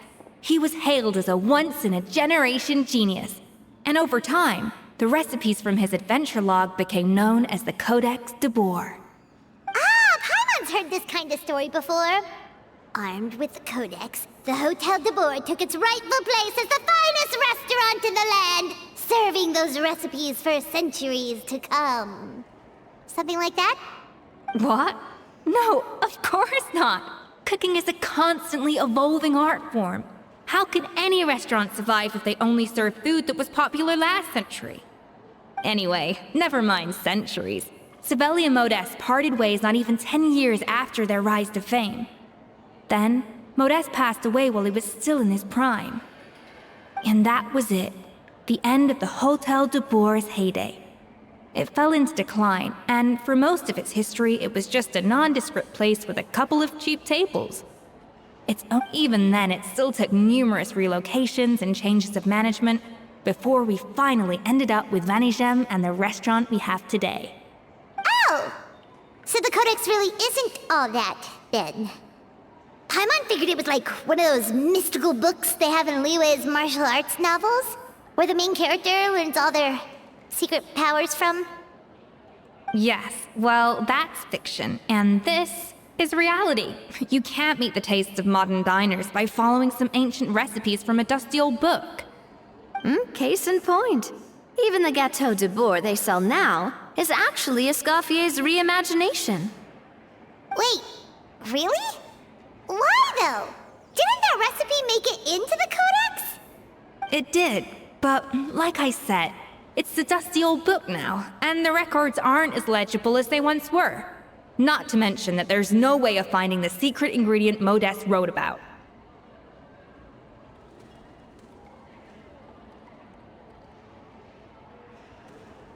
So, reimagination is right. I consulted some historical records and took what I could from the Codex. But ultimately, the Gâteau de Bourg of today is my own recipe. As for why we gave it the same name and kept the tradition of only selling 16 slices a day, well, you've got Vanigem's business sense to thank for that. Oh! Huh. Well, that kind of takes all the mystique out of it. Hey now, it might not be the original Gâteau de Bourg, but it's still the most delicious cake in Fontaine today. And who knows, maybe Escoffier's version is more suited to your palate. Just think, if the original truly was the perfect cake you're imagining it to be, there's no way the recipe would have been lost to history, right? Not to mention that the Hôtel de Bourg never would have fallen into a slump. Anyway, before I left my role as head chef, I made a copy of all the recipes from the Codex, including my own improved versions, and turned them over to Savannah. So why is she so interested in the original copy? Could it be a symbolic thing? Like, whoever holds the original Codex de Bourg is the true head chef? Well, it was clearly precious enough to give to Escoffier as a parting gift. Meanwhile, Savannah only got a copy. Maybe from her point of view, it's like management doesn't truly see her as being worthy of the role. You think so? The only thing is, it was her suggestion to gift me the original in the first place. Well, a joint decision by her and Venegem. But still. What? Huh. Guess she's had a major change of heart since she became head chef. Yeesh. Who knows? We could speculate forever. Better to just let our Gato do the talking. It means besting her in this bake-off, and then getting her to explain herself, even if I have to beat it out of her with a spatula. However much she's changed since we worked together, I believe that she still has her chef's pride. And if she respects the art, she'll respect the outcome of our contest. Well, I'm confident that you and your spatula can get justice for Froment. All you need to do now is win the contest. But that should be a breeze for you. Let's not get too ahead of ourselves. Gâteau de Bourg is very complicated to make. Usually, it takes 3 chefs working in tandem to cover everything. Now, if I had to push it, I could probably do the work of 3 chefs myself. But I'd prefer to play it safe if I can find a couple of assistants in time. Well, that's easy. The 3 of us are veterans in the kitchen. You just need to pick 2 of us. Well, I have heard the Traveler is an accomplished cook, as well as a warrior. But be warned, I will hold you to exceptionally high standards. Think you're up to the task? Oh, count me in too. I've spent weeks perfecting my macarons after your scathing review. Even if it means competing against the Traveler, so be it. I'll show you what I'm made of. Confident. I like it. Alright, let's start with some elementary mise en place. Show me your knife skills.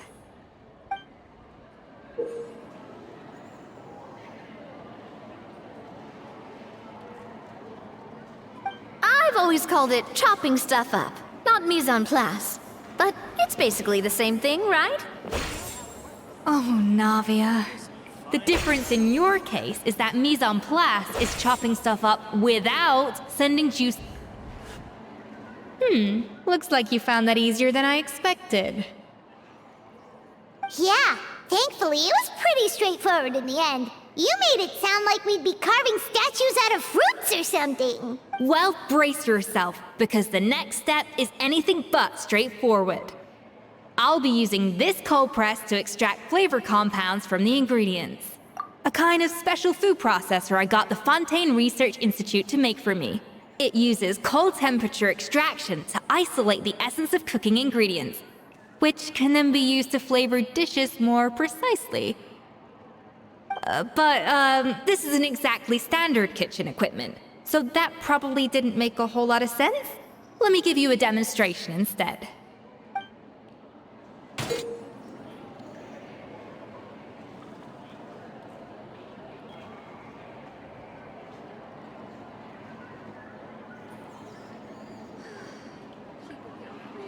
Custom-made equipment from the Fontaine Research Institute, huh?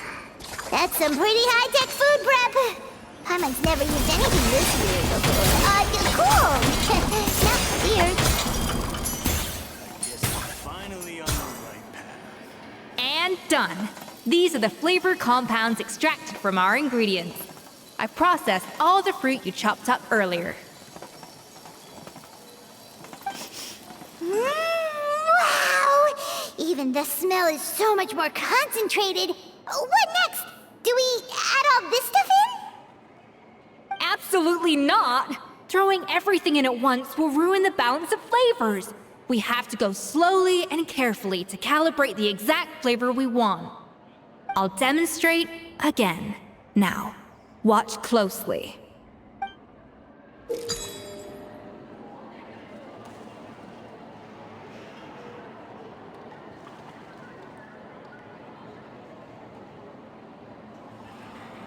Slowly and carefully. Not a drop too much, and not a drop too little.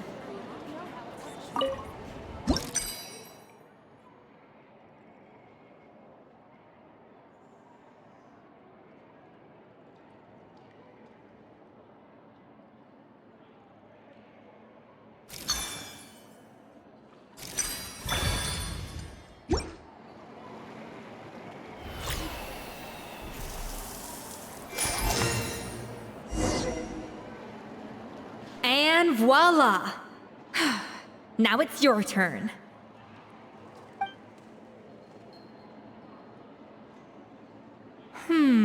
Not terrible. Considering this was everyone's first time blending flavor extracts, it could have been worse.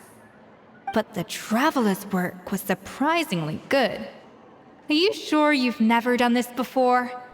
You got almost perfect results on your first try. That goes without saying. Still, credit where credit's due. You did well. Alright, now for the part I've been looking forward to. I want each of you to cook something from the Hotel du Bois' current menu. I'll judge your submissions and give you a final score. That's right. The true test of your cooking skills is the finished product. It'll be good practice for the contest itself. Now get to it. Chop chop!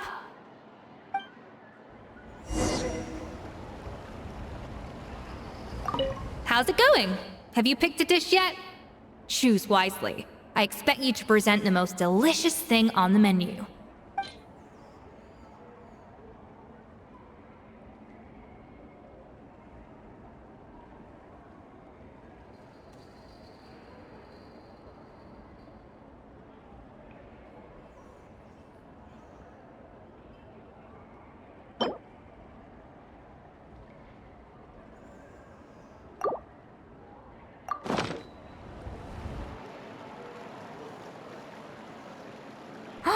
Look at that! With the grace of a snow-winged goose, as I like to say. Now, let the grating commence.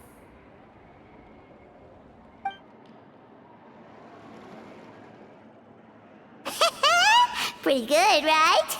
Not to brag or anything, but Paimon's a bit of a connoisseur when it comes to la food. 6 points. What? Oh, well, fair enough. Paimon doesn't cook all that often, so as long as it's a pass. That's 6 out of 100. What? You say you're a connoisseur, but it's quite clear from this dish that you have far more experience consuming food than creating it. By that logic, I suppose you think listening to Lady Farina on repeat every day would make you an opera singer. Aww. Me next! I'll have you know that this batch of macarons has 2 whole tablespoons less sugar than my previous ones.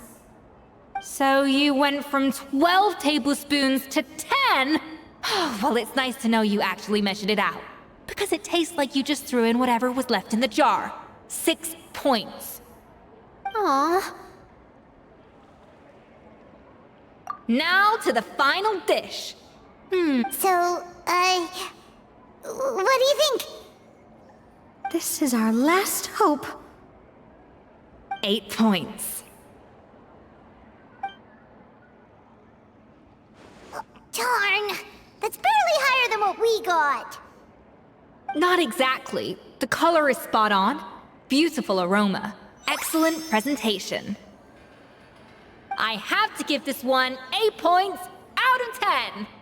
Maybe even 9 points. Huh? How did you pull that off? Don't get me wrong. There's room for improvement.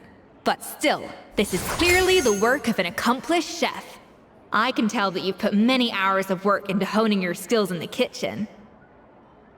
I can really taste the grace of the snow-winged goose in this dish. The traveler's journey, with all its trials, tribulations, and setbacks.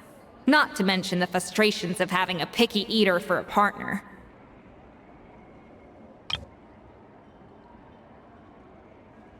Hey, you made that last part up! No way did you taste that!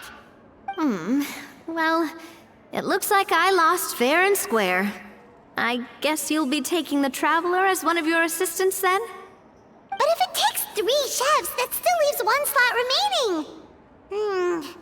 Maybe Paimon and Navia should keep practicing and see how it goes? Chef Escoffier! Oh, it's Hilaire! What brings you here? I heard the news about the cooking contest. You're doing Gâteau de Bois, right? I was just wondering if you needed any help? Huh. And you think you're up to the task, do you? Oh, no, I know I'm not there yet. It's actually my dad who wanted to help. Firma, last I heard, you could barely get out of bed. Chef Escoffier, Navia, Traveler, thank you all so much for everything you're doing for me and my family. I've had enough of sitting around at home while you run yourselves ragged. If you let me, I'd like to help you win this cooking contest. Yeah, I was gonna say the same thing. Don't you worry. I'll be fine. I'm feeling much better now. I'm sorry. I know I've been rather useless these past few days, but not anymore. The fact is, I'm a fine chef, despite recent events. I've proven myself in the Hotel de Bourg kitchen, so if anyone's qualified to work under Chef Escoffier, it's me. I think. I hope so. Firma, have you even set foot in a kitchen since leaving Hotel de Bourg? I have not, but I'm fully rested now. I know I can handle it. I'll prove it. Let me whip something up for you right now.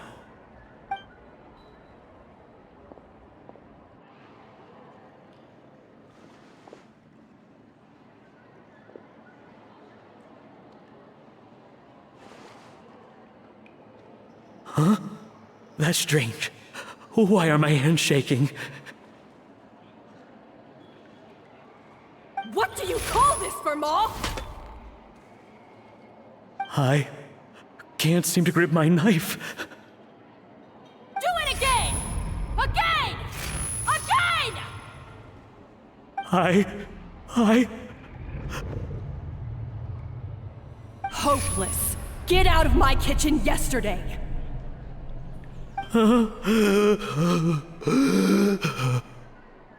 Dad, what's wrong? I don't understand. I was feeling so much better, and then Will I never be able to work in a kitchen again? Dad, talk to me. What happened? I think the real issue here is not physical exhaustion, but psychological trauma. Monica, when did you get here? Probably because you were all concentrating so hard on your cooking. I didn't want to interrupt your flow.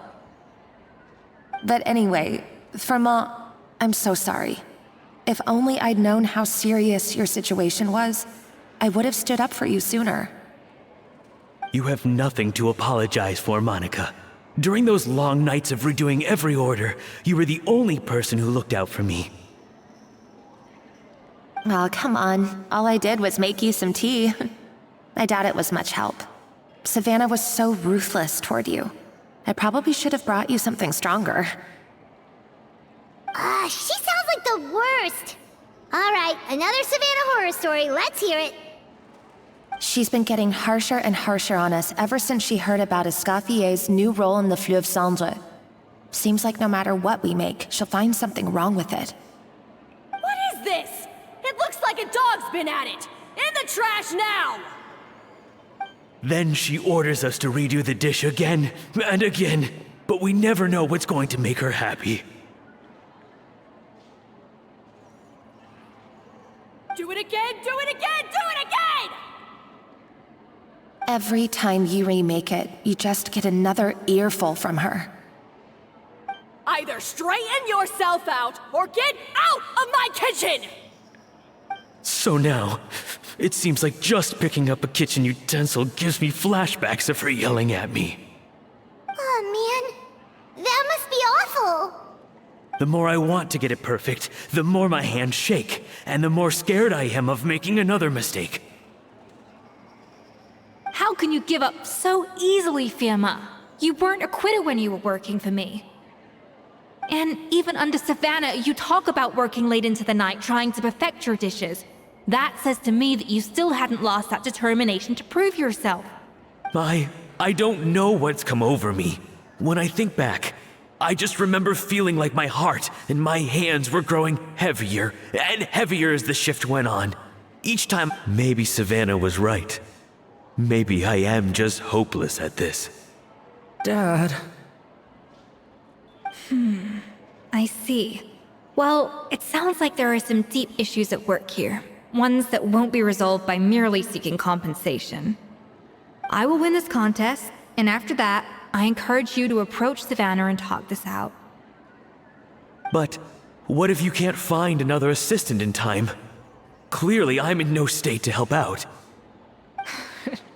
You think being one person short will ruin my chances? Let's not forget, I taught you and her everything you know. Even if I had to go it alone, I would present the perfect gâteau.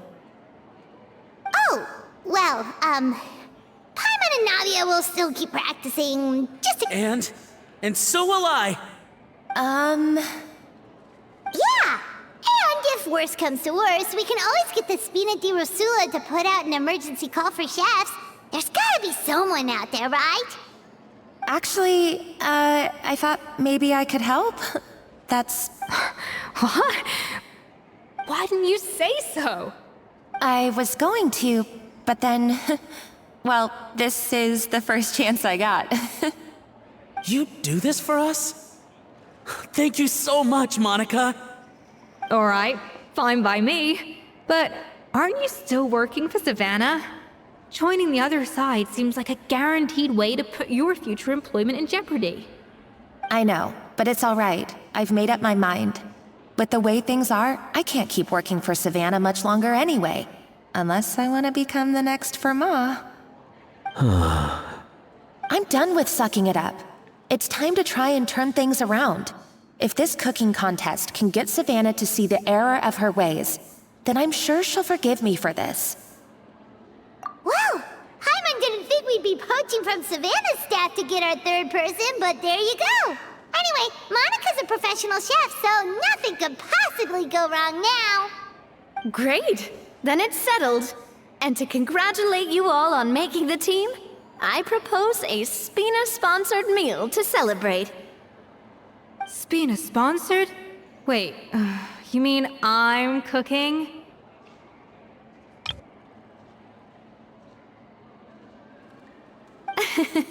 Well, I promised the traveler a feast in the Fleuve Cendre. And I know how much you've been looking forward to it. Yeah! Feast, feast, feast! Alright, if you insist, then prepare for some of the finest food of your lives.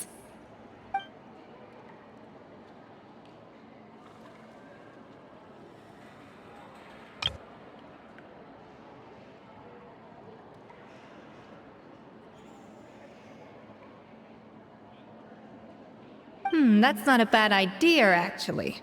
Wait, hold on. You need to finesse that further.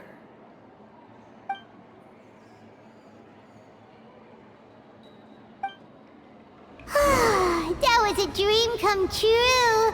Paimon never knew Fontanian cuisine could be this good.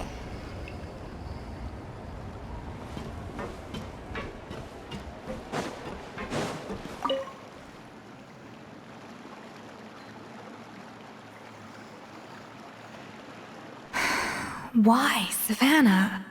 What? Oh, nothing. I was just flicking through the original Codex de Boer. I wanted to see if there was anything I'm missing. Something I hadn't noticed before. That might explain why Savannah's so desperate to get her hands on it.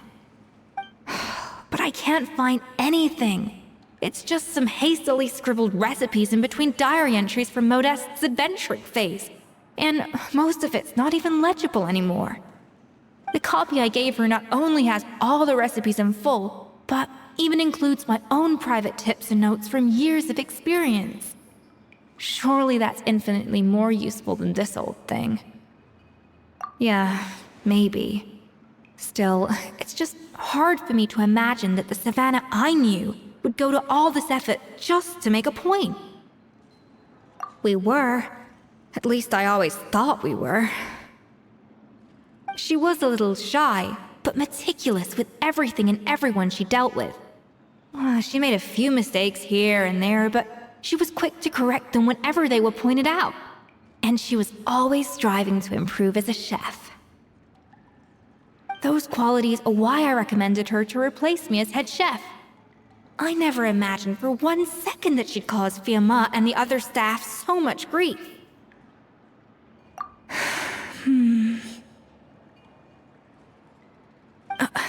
Well, I mean to an extent, of course. I pushed hard for her to get the role. And the idea that she turned out like this because of me is difficult to come to terms with. I wonder if this is how Modeste felt back when he was writing the Codex. Yes, with his good friend and co-founder of the Hotel de Boer, Savelli. The story goes that after Modeste unveiled his Gâteau de Boer and was hailed as a culinary genius, he was admired and adored by all. But his newfound fame slowly drove him and Savelli apart. Unlike Modeste, whose every new creation was an instant hit, Savelli seemed to face setbacks at every turn. Doors that would swing wide open for Modeste would shut in Savelli's face. And with Modeste being whisked off to all manner of functions by his celebrity friends, he had less and less time to discuss the culinary arts with Savelli. People started gossiping about Savelli, and their relationship between the two gradually soured.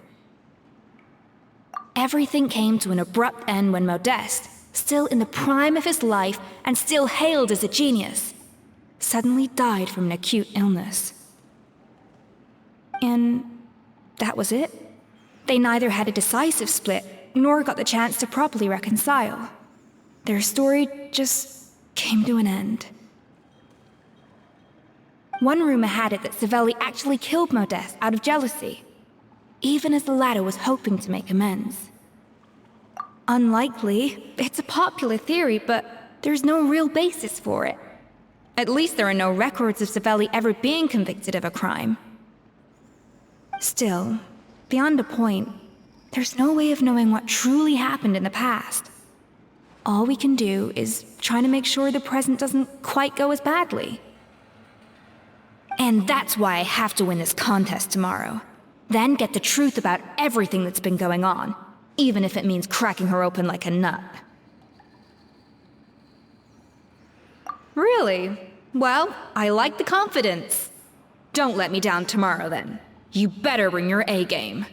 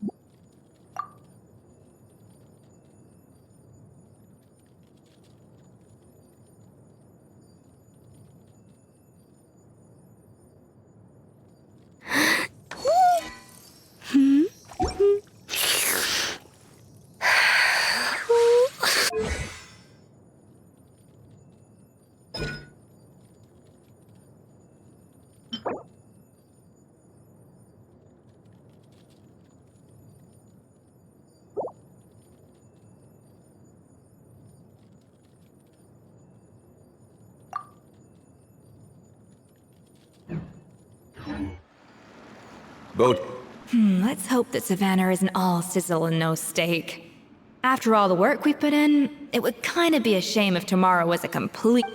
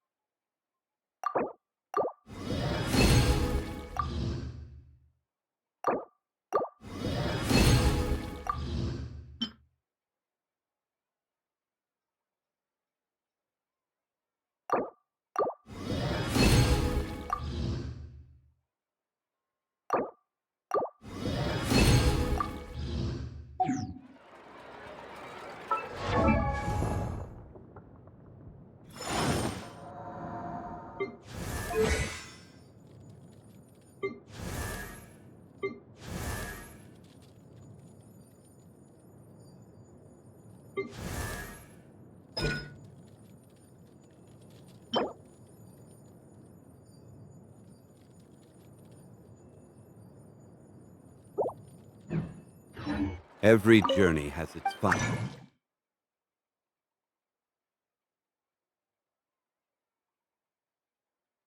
All day. Don't rush.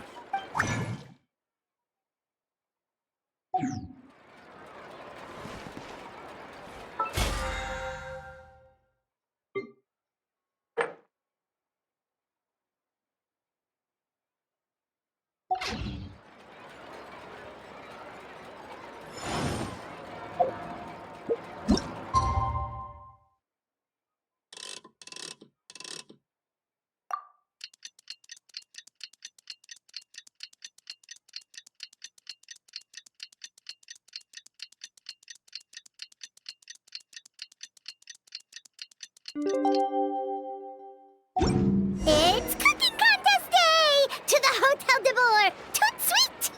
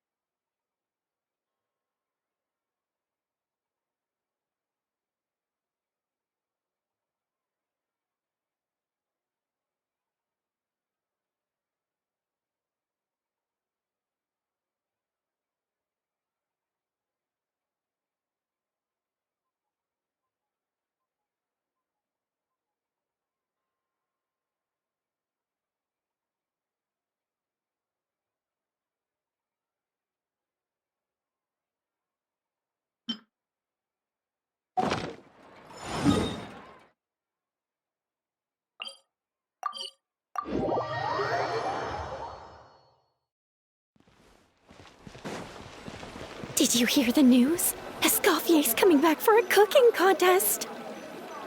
Wait, seriously?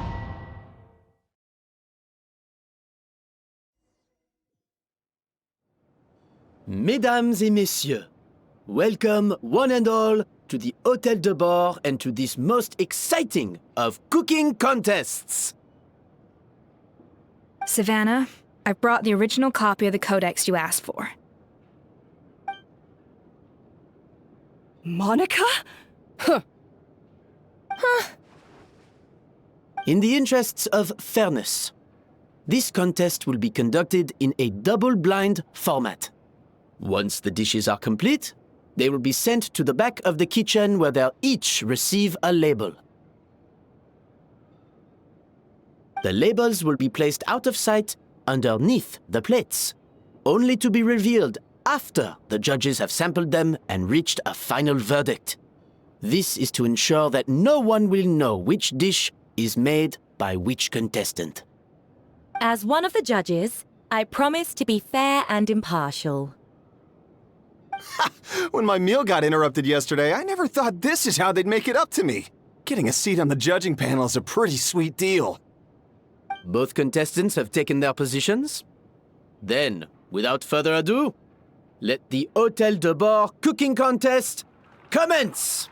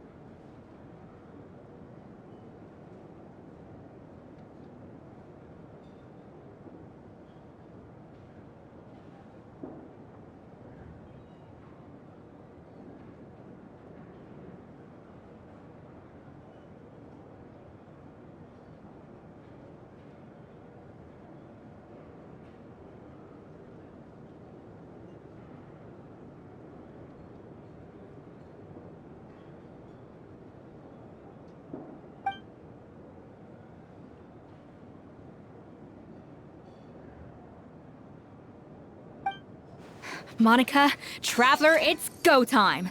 Let's do this. Alphonse, Gaspar, get to work! Do not disappoint me. Looks like our two head chefs are raring to go. Like an oven on full blast, this competition is quickly heating up. That should be enough flavoring. Now hurry up and balance the flavors.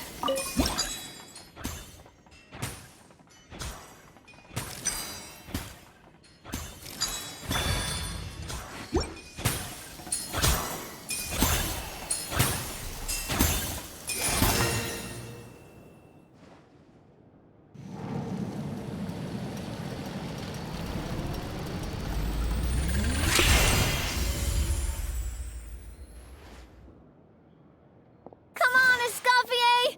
Come on, Traveler!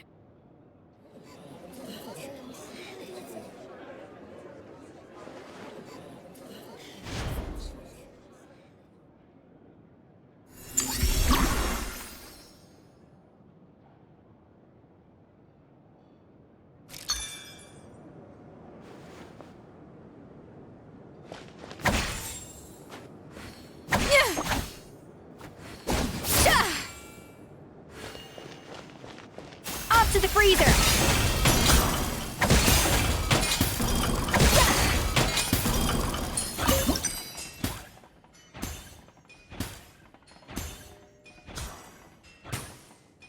The balance of flavors is about right, but the quantity is too low.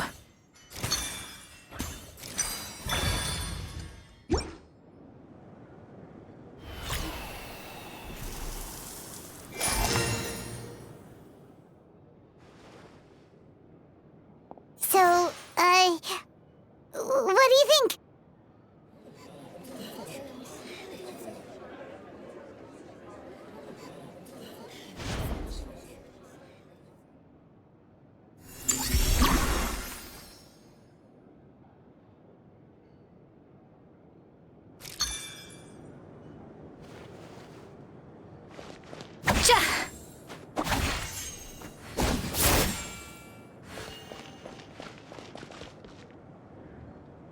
Escoffier is already on the final step of the recipe. Let's check on Savannah's progress. I think this flavor profile is still...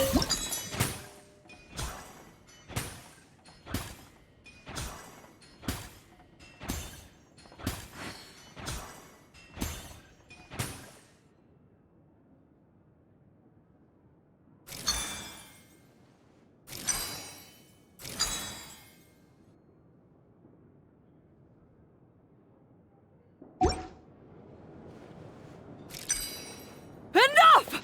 Oh, useless! Both of you! Make like an egg and beat it! I'll do it!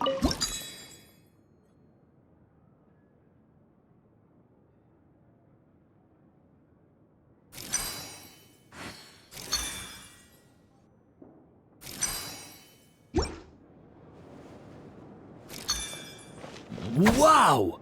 Is Savannah serious? Did she really make up for lost time working alone?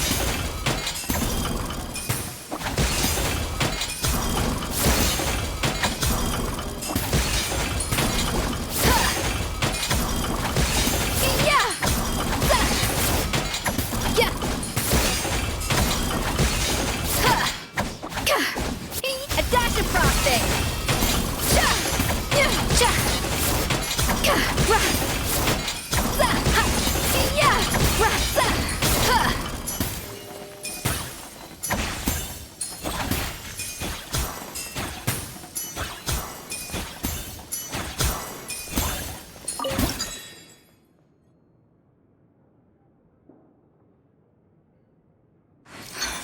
Stay calm, Escoffier. There has to be a way to balance the flavors. Just think.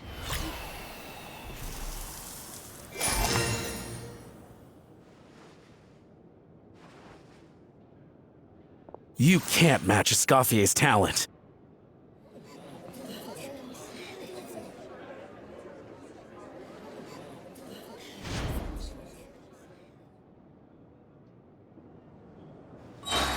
I present to you Gâteau de Bourg.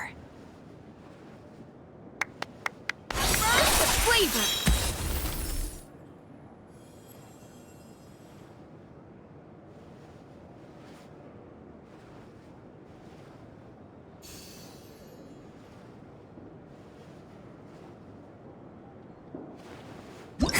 That went just as I expected.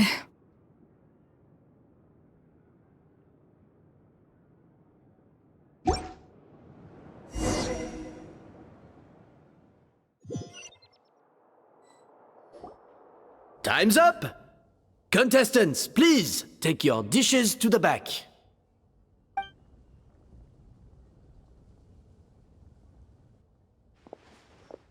Huh. That guy was right. You really can't tell whose is whose just by looking at them. We both made the same dish after all.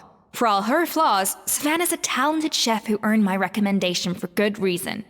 She wouldn't screw up something as elementary as the cake's appearance.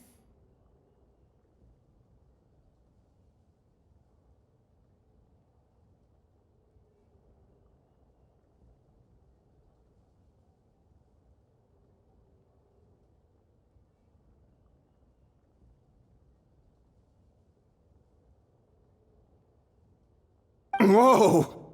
This is really rather good. Wonderfully soft and fluffy. Beautifully sweet. This is a masterclass in how to make Gâteau de Bourg.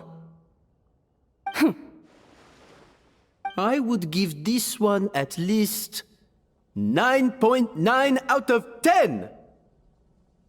Only because there's something about the flavor of the base. It's just a little different from the recipe I'm used to. Huh? Really? I couldn't tell. All right, on to gâteau number 2. I haven't had a single bite and already this aroma is a delight to the senses. I have a feeling that this gâteau will be a gâteau for the ages. How exciting! I'm gonna dig in.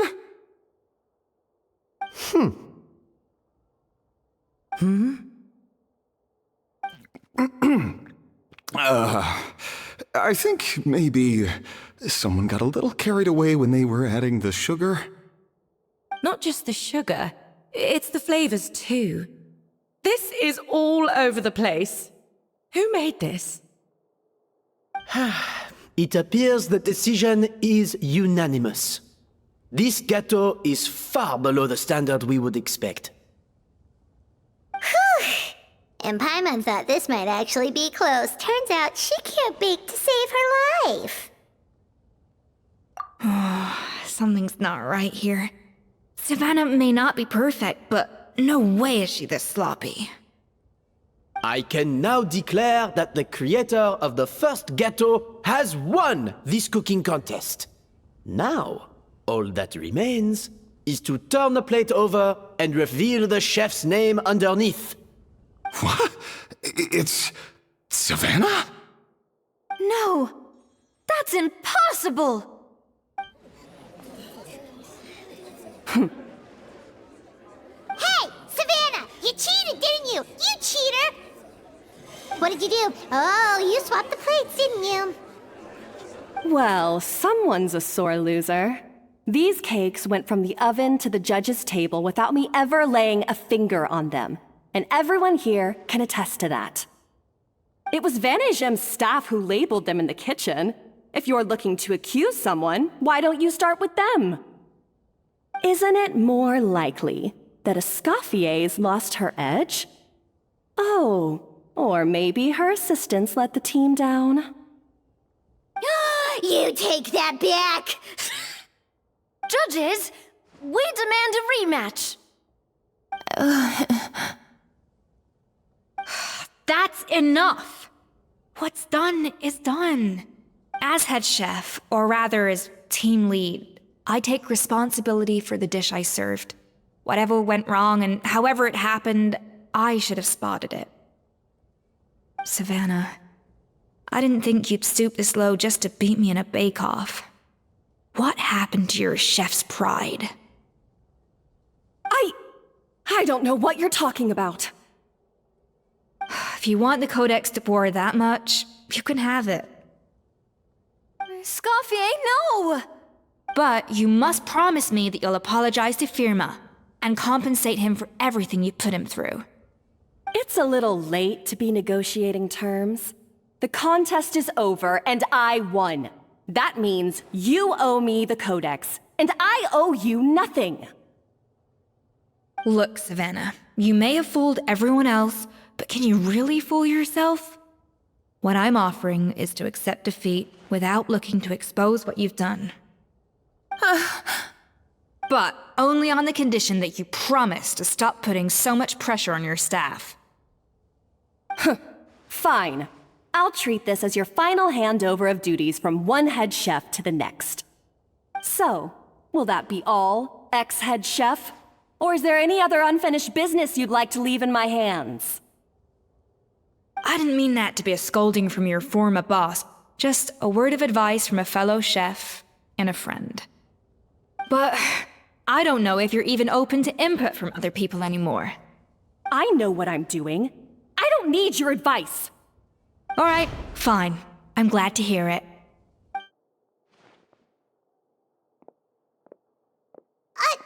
Escoffier! The Codex de Boer! Finally. Now, at long last, I will succeed. Escoffier? How could you let her get away with this? Yeah! The Codex is a souvenir of your time here! Doesn't that mean anything to you? It's all right. It was just a bake-off, not the end of the world. Besides, it's not all bad. She agreed to compensate Firma. That's mission accomplished for the Spina. Honestly, if I'd have known that giving her the Codex would solve everything, I'd have just done that in the first place. I mean, why bother with the whole cooking contest? It's such a waste of time and energy.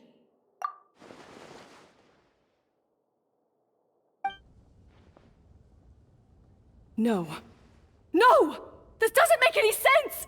Huh? That's it? No secrets, no nothing? I don't believe it! This can't be happening.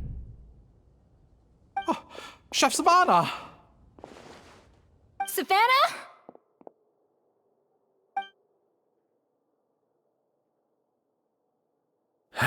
It's nothing life-threatening. Just a lot of pent-up stress and exhaustion. Oh, I knew it. Pent-up stress? The truth is, however hard she might be on the rest of us, the person she puts the most pressure on is herself. Yes, there are nights when she makes us redo things over and over into the wee hours. But for her, it's every night. She'll hide herself away in the kitchen, working on new techniques and recipes, and only realize how long she's been at it when we come to work the following morning. But why? Why would she do that? Our best guess is, she doesn't want to be seen as less of a chef than Escoffier. And there it is. Even so, that's no excuse for taking her anger out on the rest of you. Yeah, and it's definitely no excuse for cheating in the cooking contest. About that, we honestly have no idea how she did it. We were focused on our own work the whole time, like she asked. Leone and Algalia were the ones I tasked with labeling the cakes. I've already spoken to them both. They're at a loss to explain it too. Not to worry. Come on, join me downstairs. I'll interrogate the guilty gâteau myself.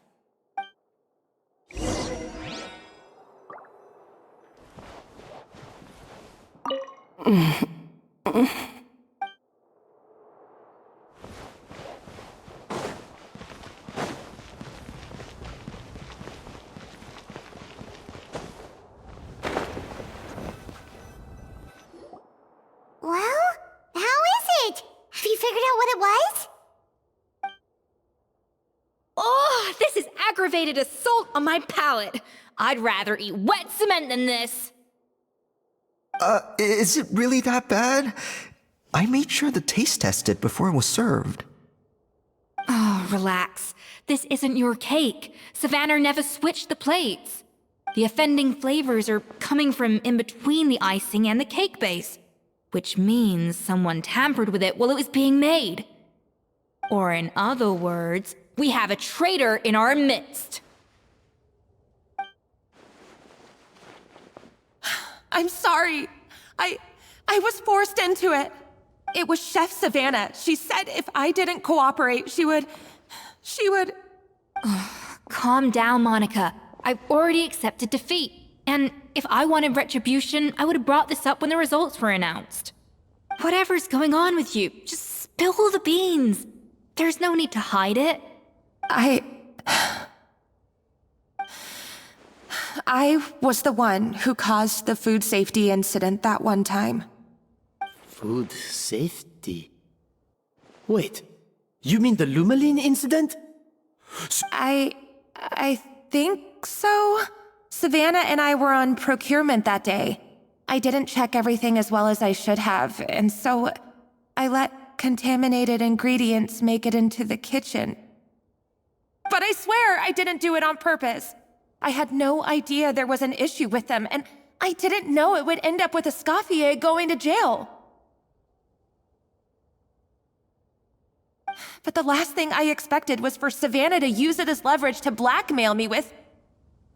This is crazy! So Savannah pressured you into sabotaging Escoffier's cake by threatening to expose your secret if you didn't?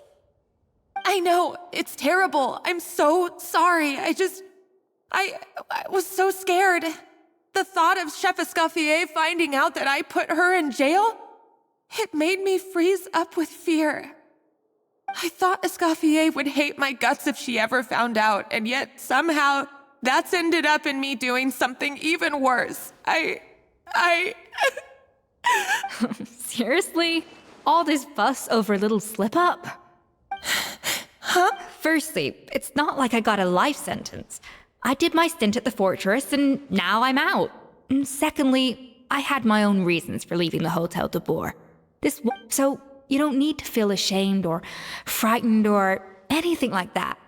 Any more than you need to add butter when you're pan-searing foie gras. You mean... you forgive me? Oh, well, I'm not saying you don't have to take responsibility for your mistakes. You should tell Vanagem to mark down your performance for the past few months. Then do some digging and find out exactly where those contaminated ingredients came from. Sure, you've made mistakes, but now's the time to fix them. Understood? Understood. Good. Now, back to Savannah. What about the original codex would compel her to resort to blackmail?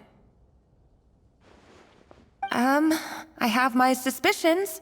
Not that I've got any proof to back them up, though. Ugh.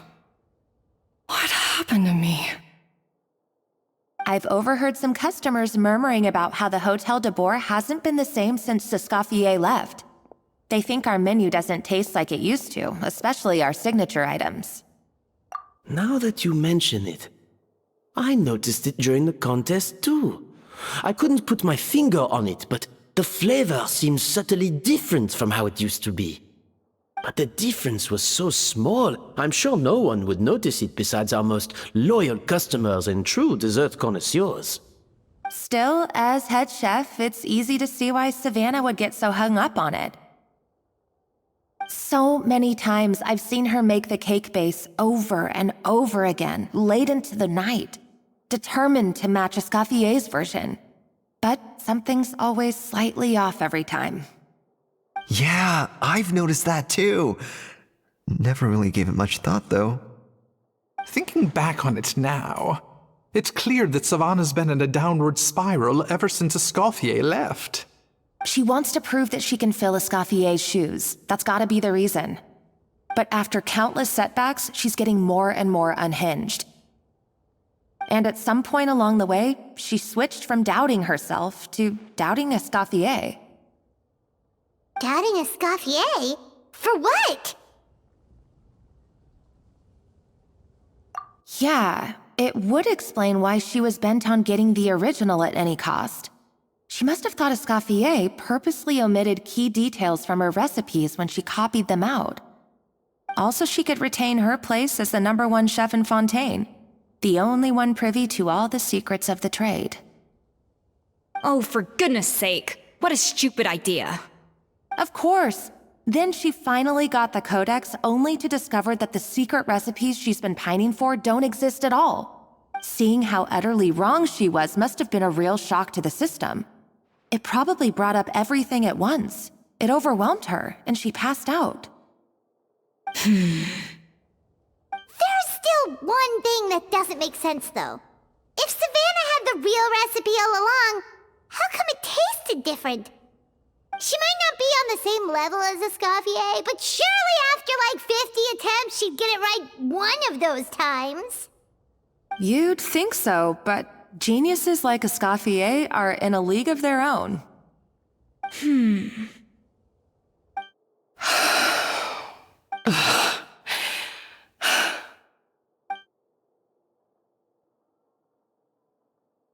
New head chef, you say? What's her name? I don't think I've heard of her before. I wonder, can the Hotel de Boer keep its edge without Escoffier at the helm?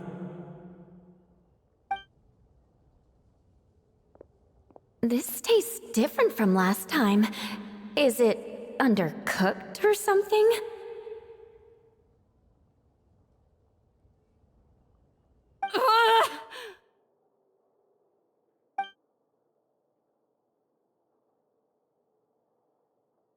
Take this. It's a copy of the Codex de Boer.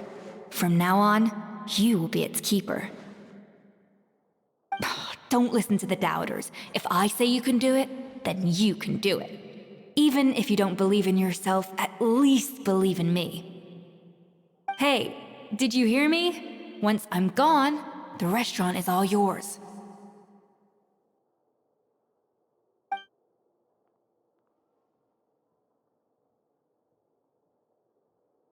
All this time, I've been blaming other people, but maybe I'm the problem.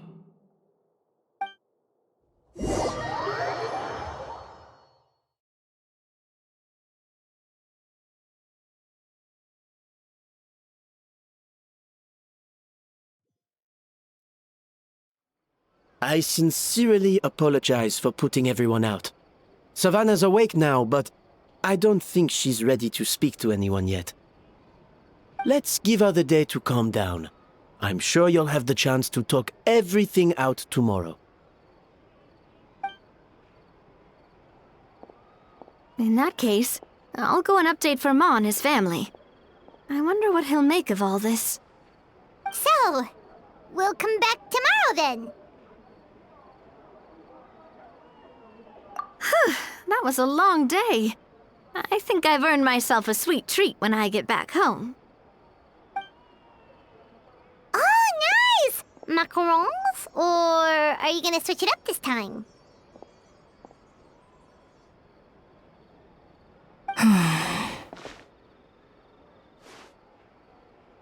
Traveler, how much do you know about the snow-winged goose?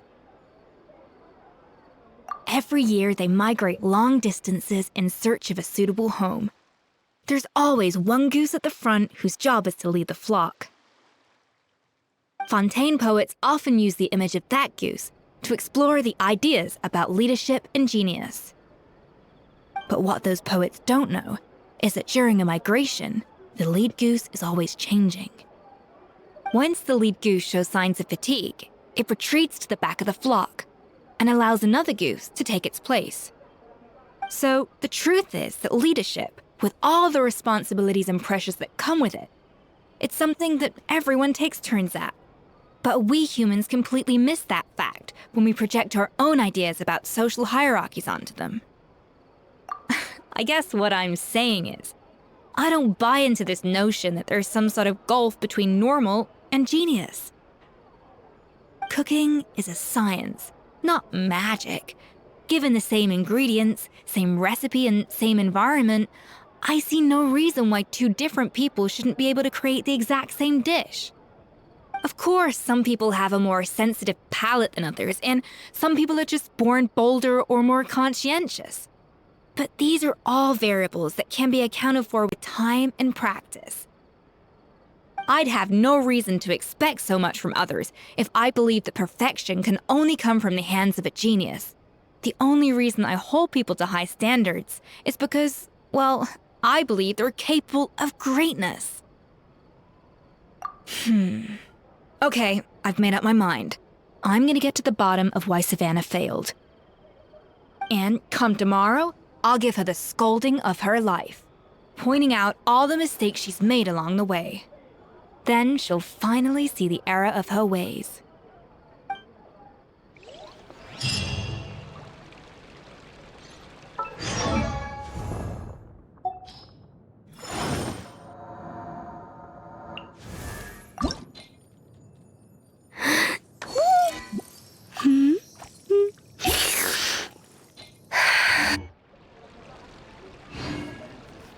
Tastes the same as I remember.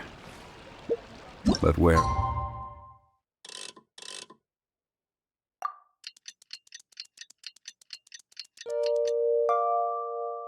Those who share the memory.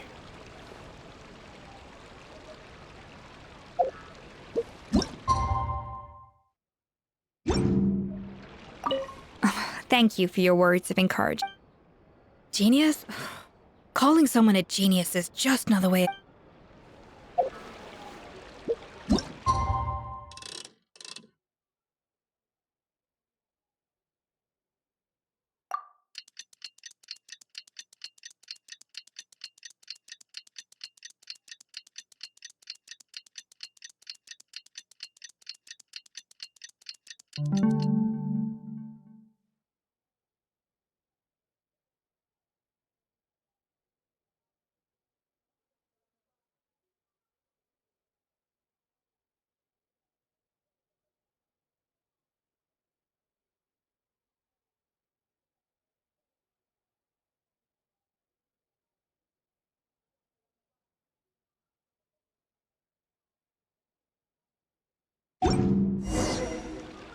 Osmanthus wine tastes the same as I remember.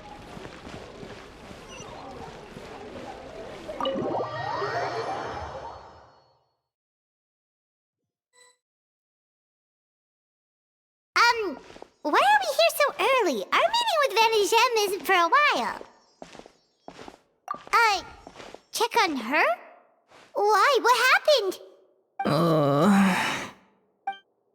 Oh no. Escoffier, are you alright?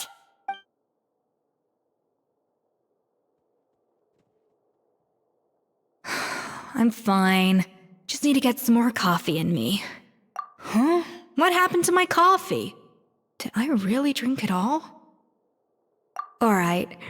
Thanks. I appreciate it. Well, there's cooking facilities here. Or we could just grab a cup of coffee from Cafe Lutece, but either way, hurry!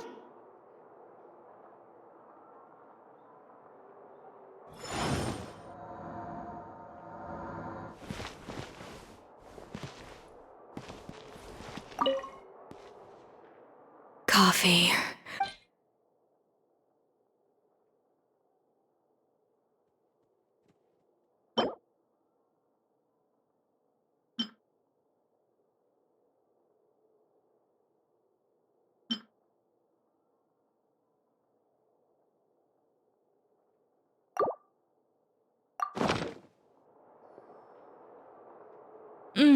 Strong, bitter coffee beans, transformed through expert brewing and balanced perfectly with rich, creamy steam milk.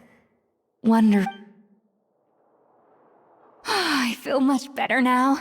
Thank you so much, Traveler and Paimon. Glad to hear it, but make sure to catch up in your sleep when you get the chance.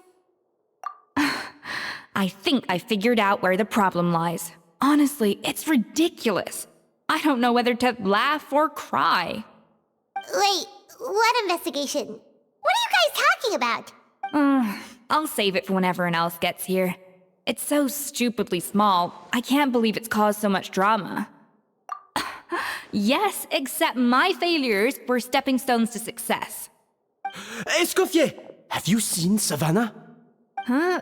No, not since yesterday. Why? What's wrong? After seeing her home yesterday, we were all a little concerned about how she was doing. So, I dropped by her place early this morning to check on her. Only to find an empty house with the doors wide open. I left Alphonse and the others to keep watch at her home, while I checked the Hôtel de Bord. I'm worried something bad might have happened.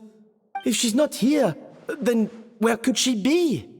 Boss, Escoffier, bad news. Alphonse?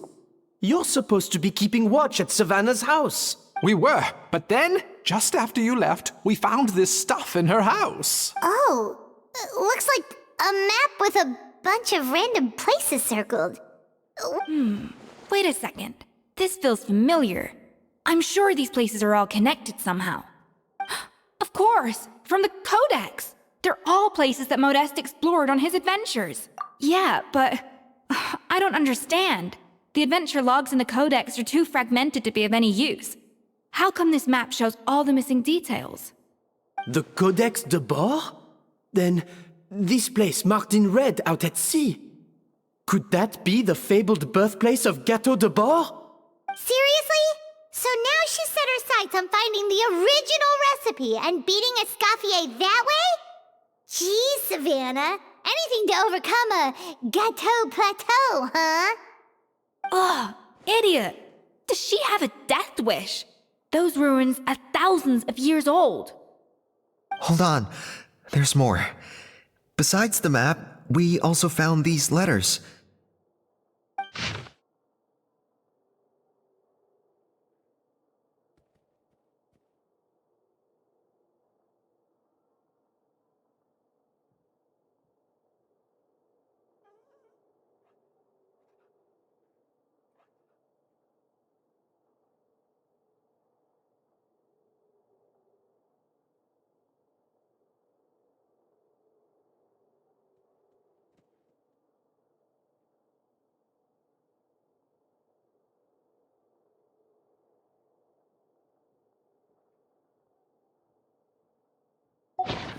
It was you. You let the Lumaline through, didn't you? It sounds like a threat letter. Does this mean that Savannah was responsible for the safety incident? And not Monica after all? Retrieve the Codex by any means necessary. So the cooking contest and the cheating. Someone else was behind her pulling the strings? She's keeping the true recipe to herself. Ugh, this is all such a mess. Paimon needs a second to process this. First, we thought that Savannah forced Monica to cheat in the cooking contest. But now, it turns out that someone else forced Savannah to force Monica to cheat?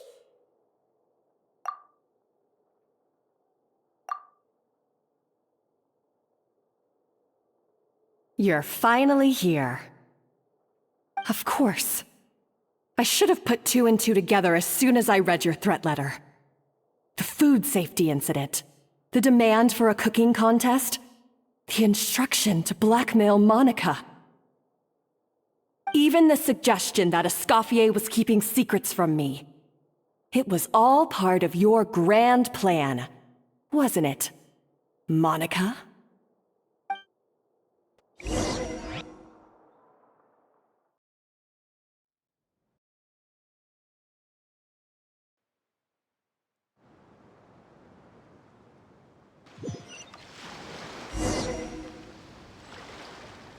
We should be getting close to the spot marked on the map.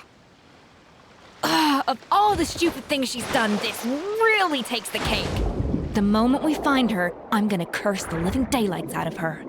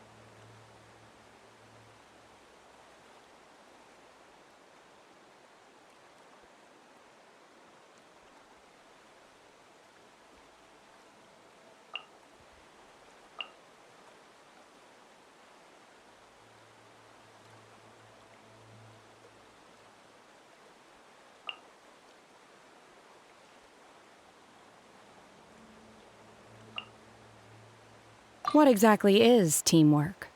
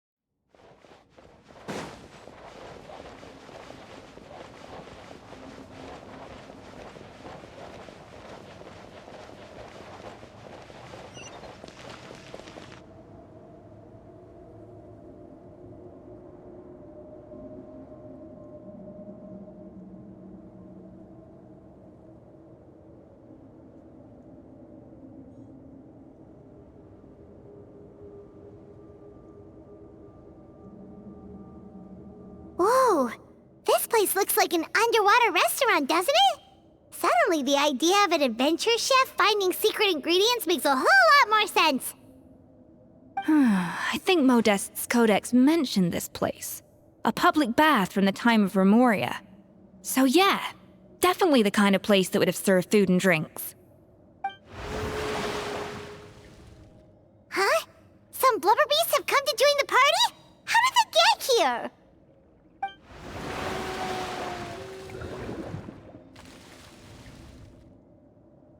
Aw, they ran off! That could be easier said than done. Something's blocking the entrance. Well, did Modeste mention it in his adventure logs by any chance? They must. Good point. Yes, that's right. It's coming back to me now. We prepared a banquet for our shy little guests, and as the food flowed away on the current, they broke into a joyous chorus, and the path opened to us. We have to feed the blubber beasts? With what? There's nothing here besides rocks, romaritime flowers, and lumitoile. See, this is why you should always bring snacks. You never know when you're gonna need them. Now we have to head all the way back to shore and grab some. There's no time for that. Romaritime flowers and lumitoile will have to do. They may not look appetizing to us, but who knows? They could be blubber beast delicacies. Wait, we're seriously gonna try this?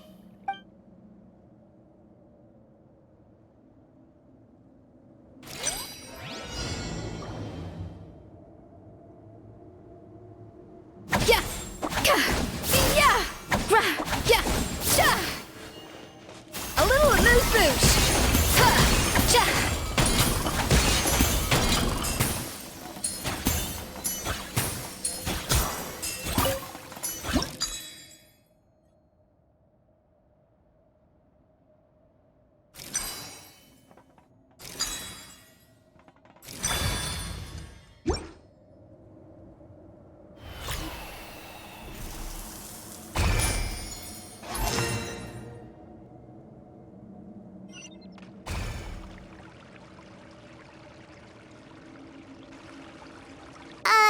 Blubber beasts or not, are we sure this stuff is edible?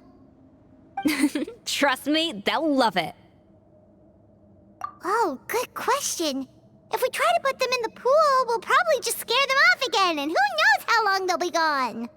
Yes, we can't afford to wait for them to double back. Oh, what was it that Modeste said again? Something about the food flowing away on the current.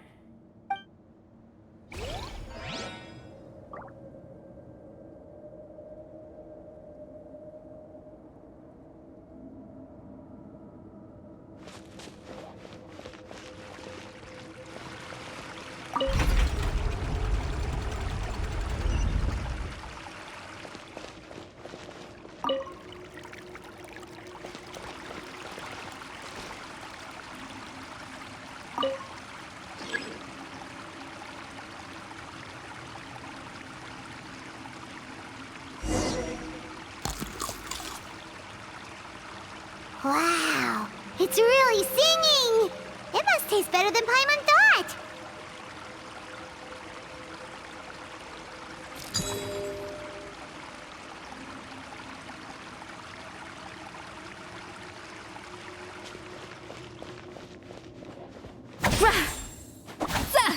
The tracks turned back again.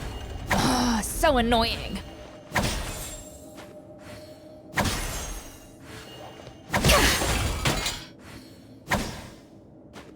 Adaptive crossing!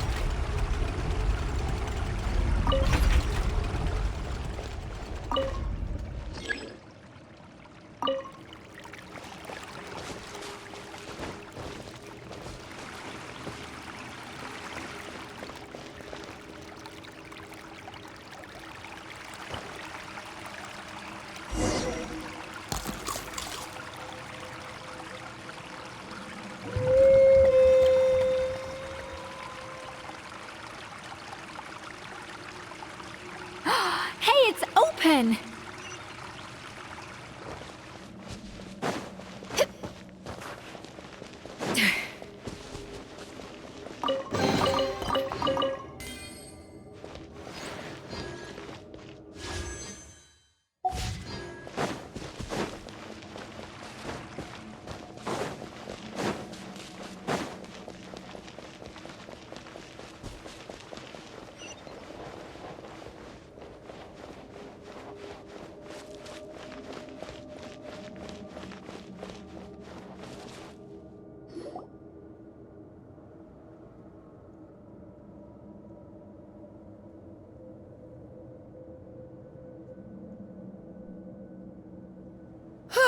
Hey, give me your water.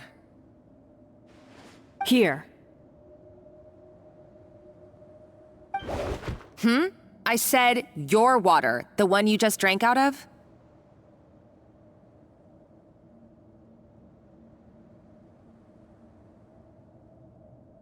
Sure.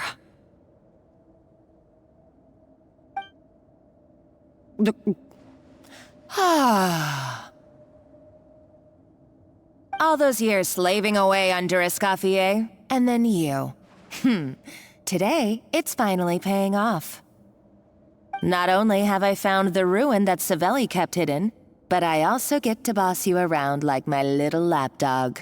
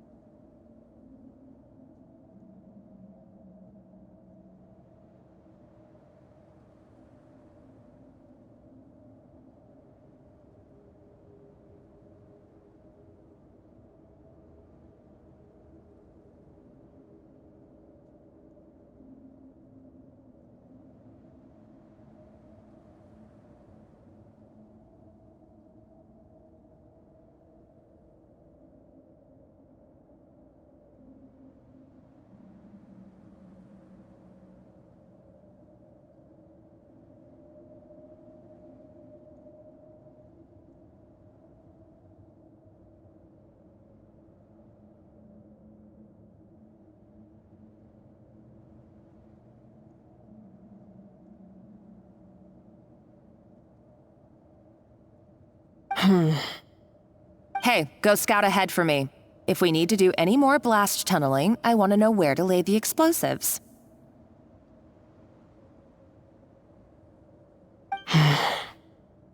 Did you not hear me? Get going. Why don't you do it yourself?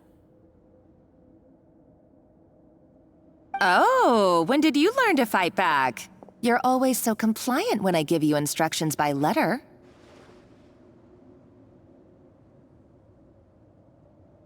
That's because you threatened to expose me for the Lumiline incident.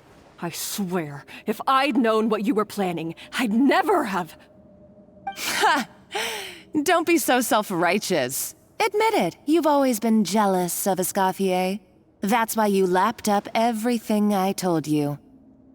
You were terrified of her finding out about your part in the Lumiline incident, and you resented the way her reputation hung over you. So you jumped at the chance to convince yourself that she was the villain, that she deliberately hid her secret recipes from you just to hold you back. It was the only excuse you needed to justify getting back at her. First, idolization, then jealousy, suspicion, and self-deception. That's what this comes down to. It was the same story with Savelli and my ancestor. He offered Modeste his friendship only to murder him out of vanity. He promised to explore the world with him, only to later destroy all records of their adventures. It's a miracle I even found this place. You have no idea the countless hours I spent piecing it all together. So you see, you're no better than Savelli. If you can't beat him, betray him, right?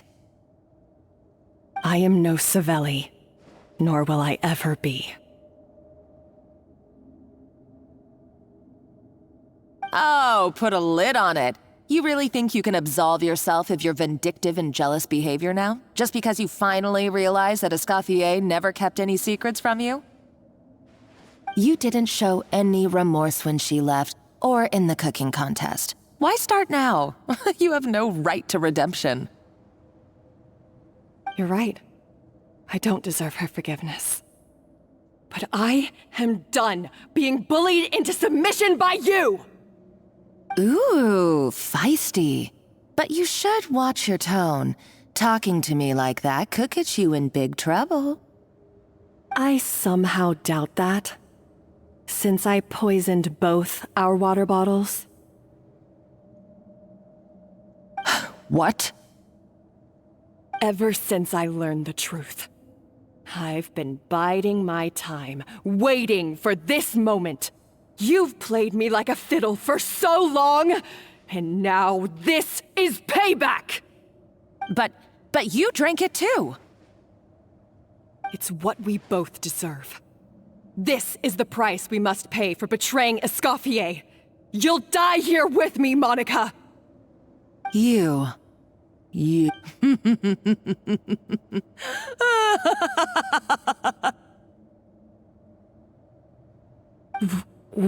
What's so funny?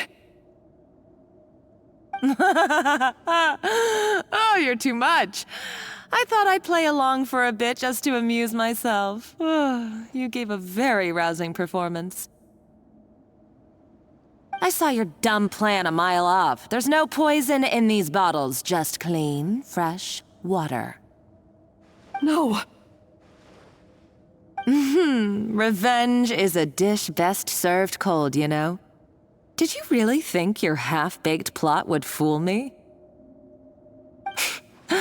You're a lousy chef, and you make a lousy villain, too. A complete waste of space. No wonder you never amounted to anything. Everything I ever did was a failure. And now, I failed again, for the last time. Hey, why don't you try your hand at being a comedian in your next life? You got a good laugh out of me. But now the show's over.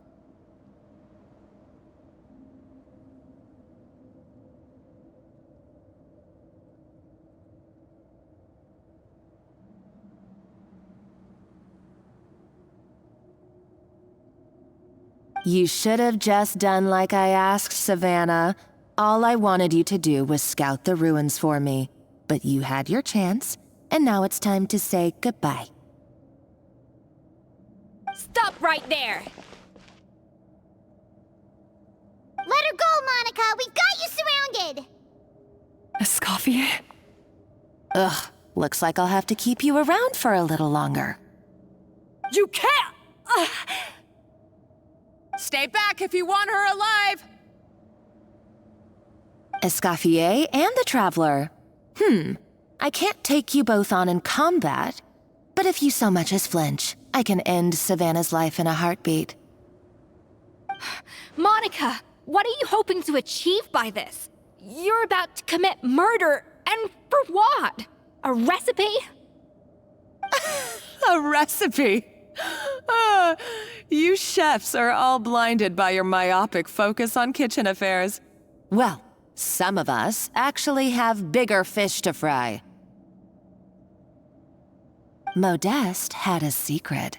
The truth behind his so-called genius, the je ne sais quoi factor in his Gâteau de Bourg, and it's right here in these ruins.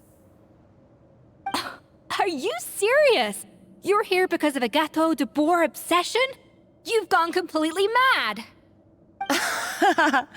I couldn't care less about the cake itself. No, the real treasure is the secret ingredient that Modeste sourced from these ruins. He and Savelli were fools. A priceless treasure of Remoria in the palms of their hands, and they thought, ooh, this would go great in our cake mix.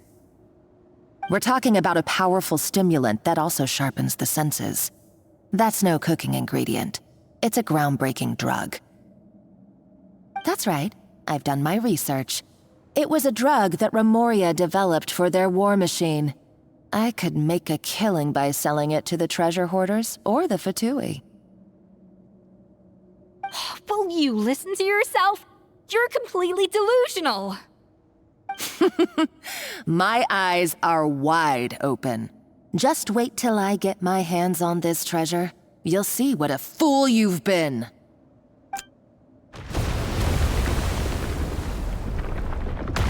Wait, what's that sound? Just when I thought she couldn't get any crazier. She's lucky the whole place didn't collapse. Uh-oh, Savannah's gone too! Monica must have taken her. Oh, what a coward. She's only taken her hostage because she knows that she's no match for you. That's true. Even if she finds the treasure, she'll need Savannah alive if she wants to get out of here in one piece. Oh, well, our path's been blocked, so let's look for another route.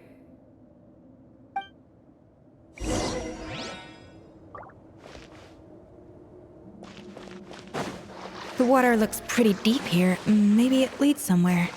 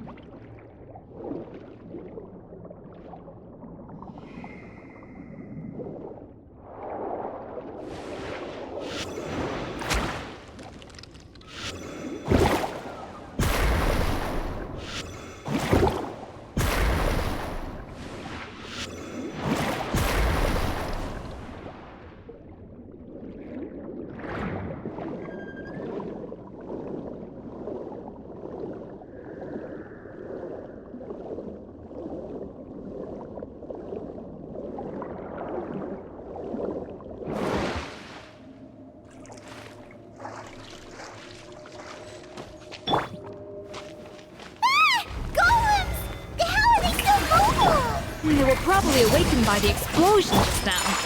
Alright, Nice Skills 101. Time for some rough chopping.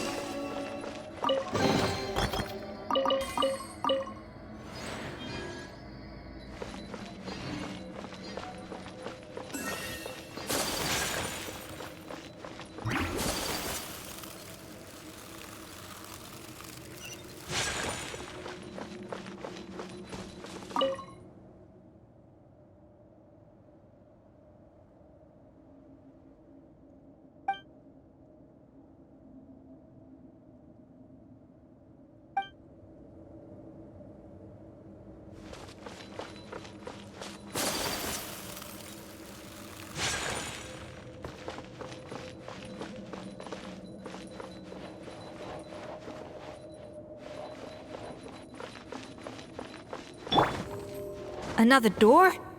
Guess we need to prepare another feast for our guests.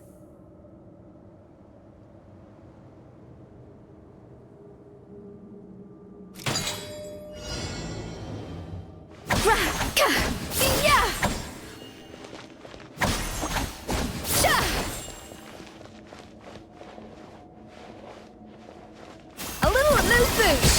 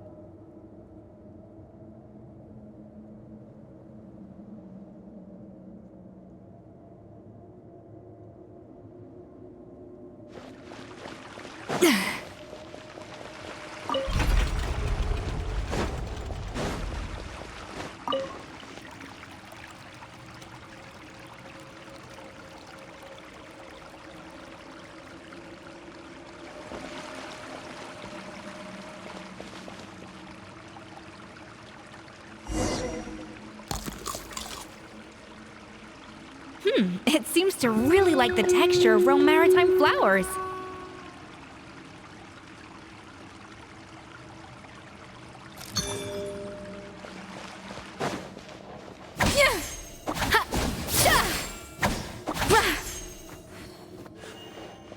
Off to the freezer!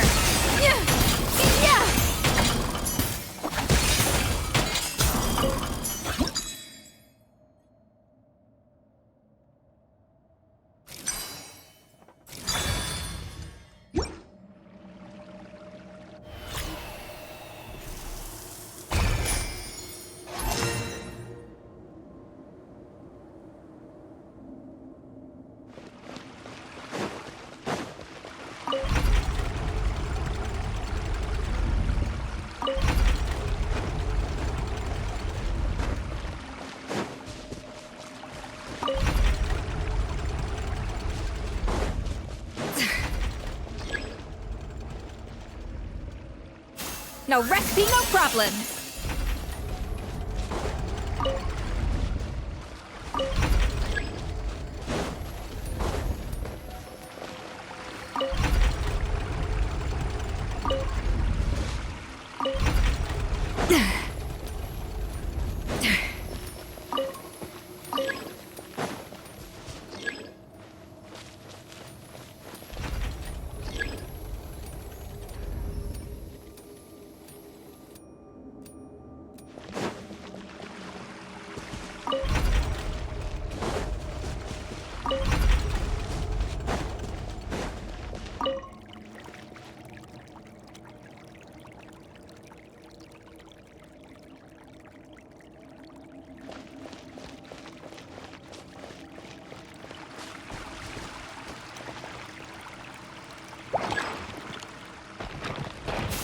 pizza frosting!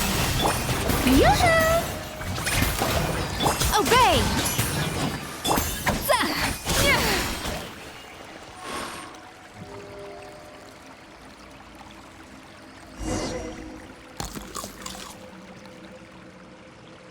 I never knew you could process Lumitwol like that. Alright, I've got to jot this down. Lumitwols and maritime flowers. This could open the door to a whole new world. Yep, that's literally the plan. Wait, hold on. Which door are you talking about?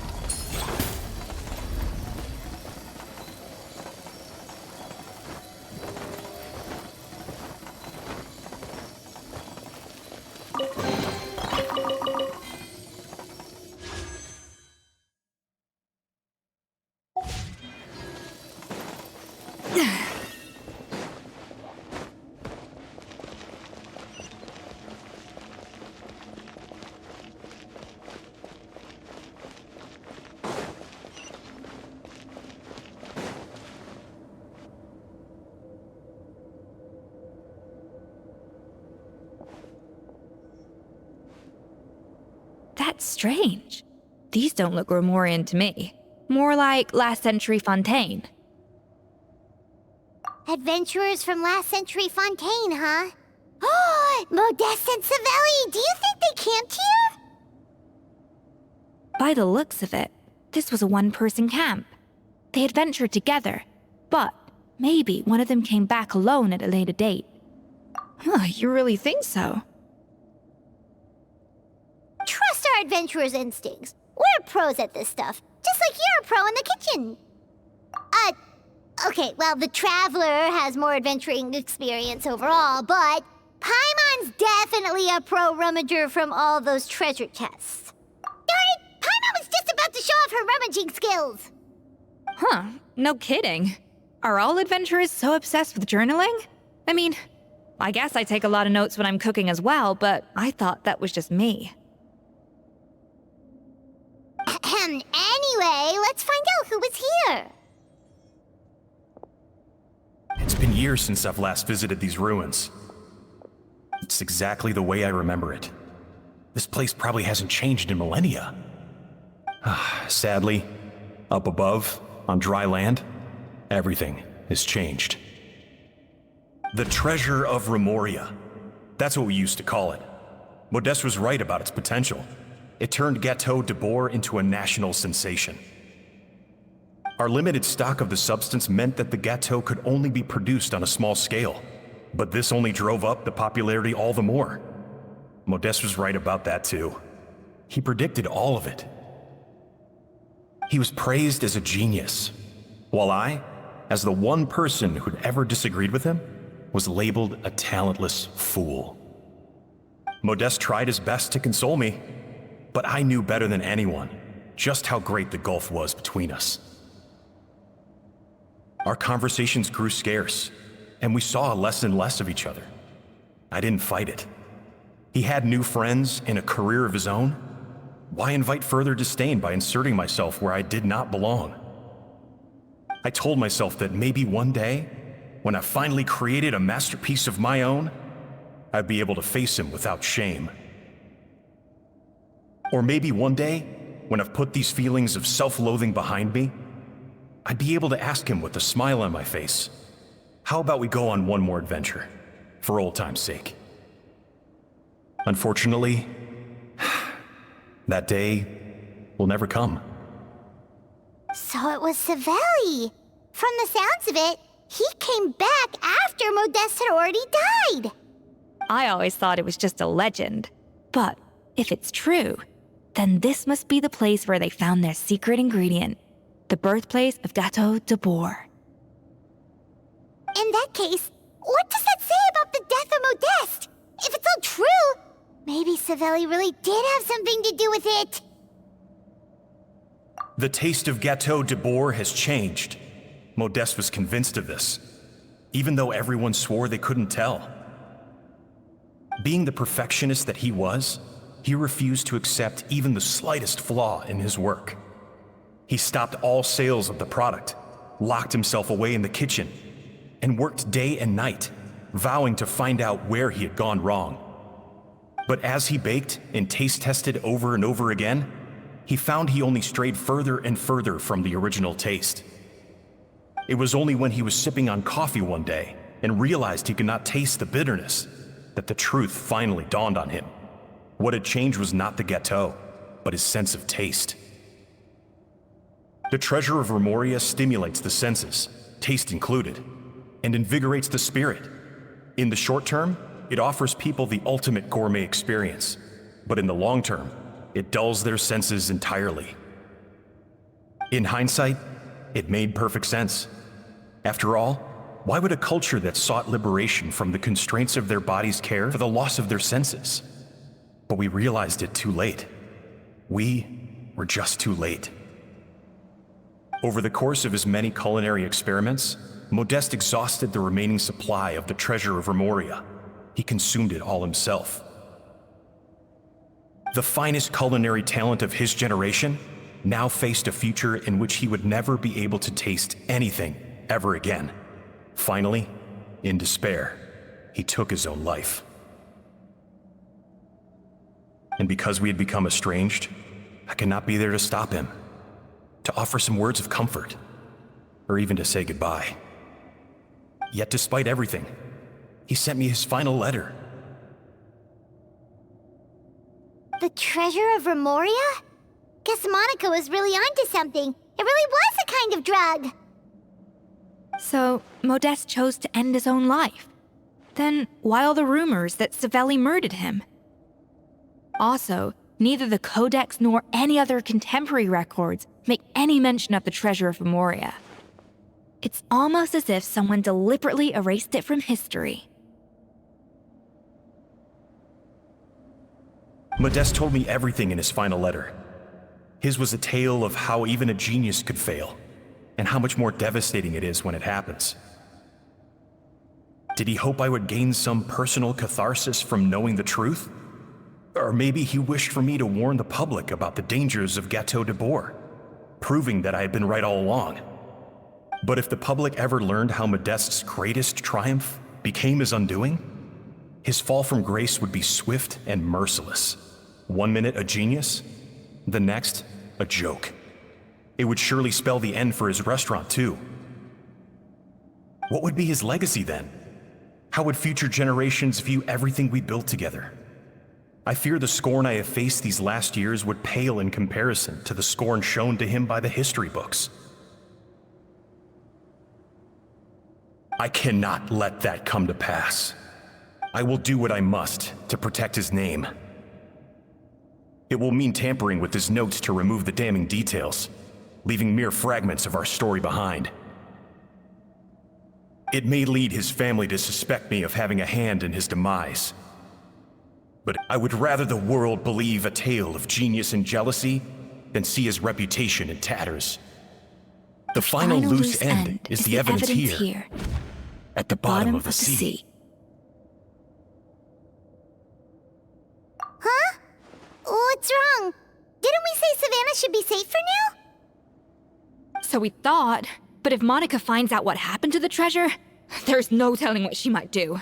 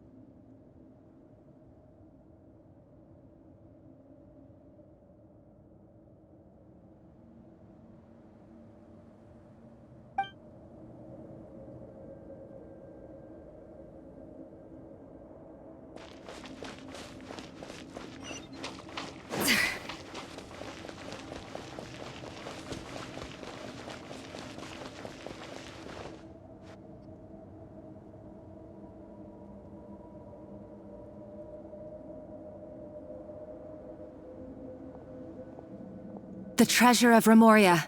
I have found you at last. Savelli, you tried your best to bury the truth, but you underestimated the children of Modeste. Some fragments of his diary escaped your clutches, and we have held on to them for generations. But I have to thank you too, Savannah. Without your help retrieving the codex, and with it the last piece of the puzzle, I may never have found this place.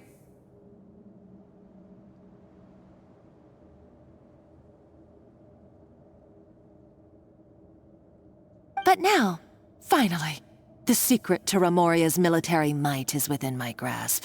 The treasure of Remoria is mine! Oh. It's empty. It's empty? Monica? Oh, we were seconds too late. Escoffier? What's the deal with that jar? Savelli's final act! He wanted to conceal the secret of the treasure forevermore and make sure it would never harm anyone again. So he came here after his friend's death and destroyed every last shred that remained. This can't be happening. All the years I spent piecing together the truth, all my painstaking planning, all that for an empty jar? Monica, don't do anything stupid. This ruin is more dangerous than you realize. Oh, shut your pie hole! Praise be to Lord Remus. You barbarian shall be slain.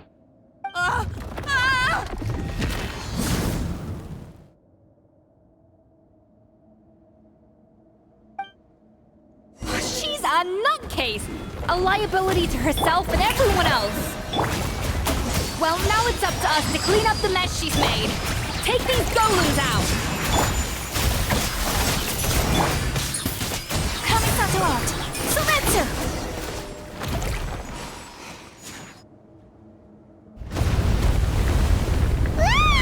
Why is this place still shaking?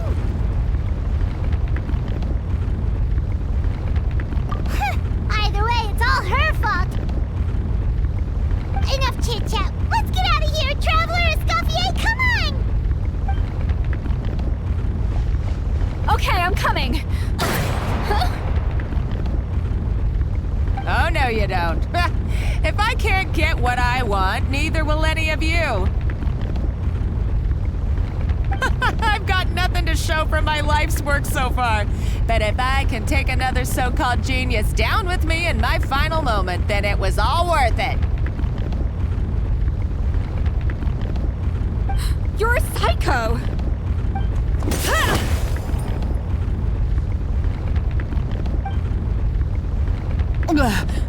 So, when did you wake up?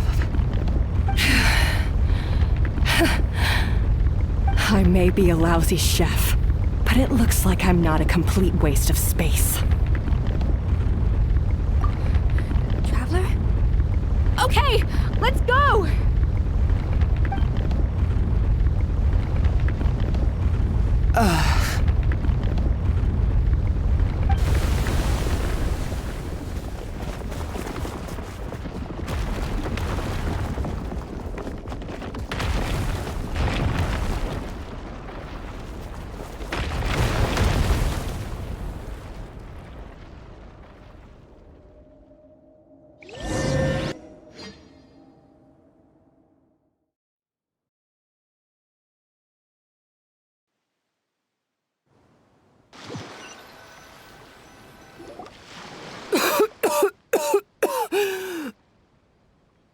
Escoffier!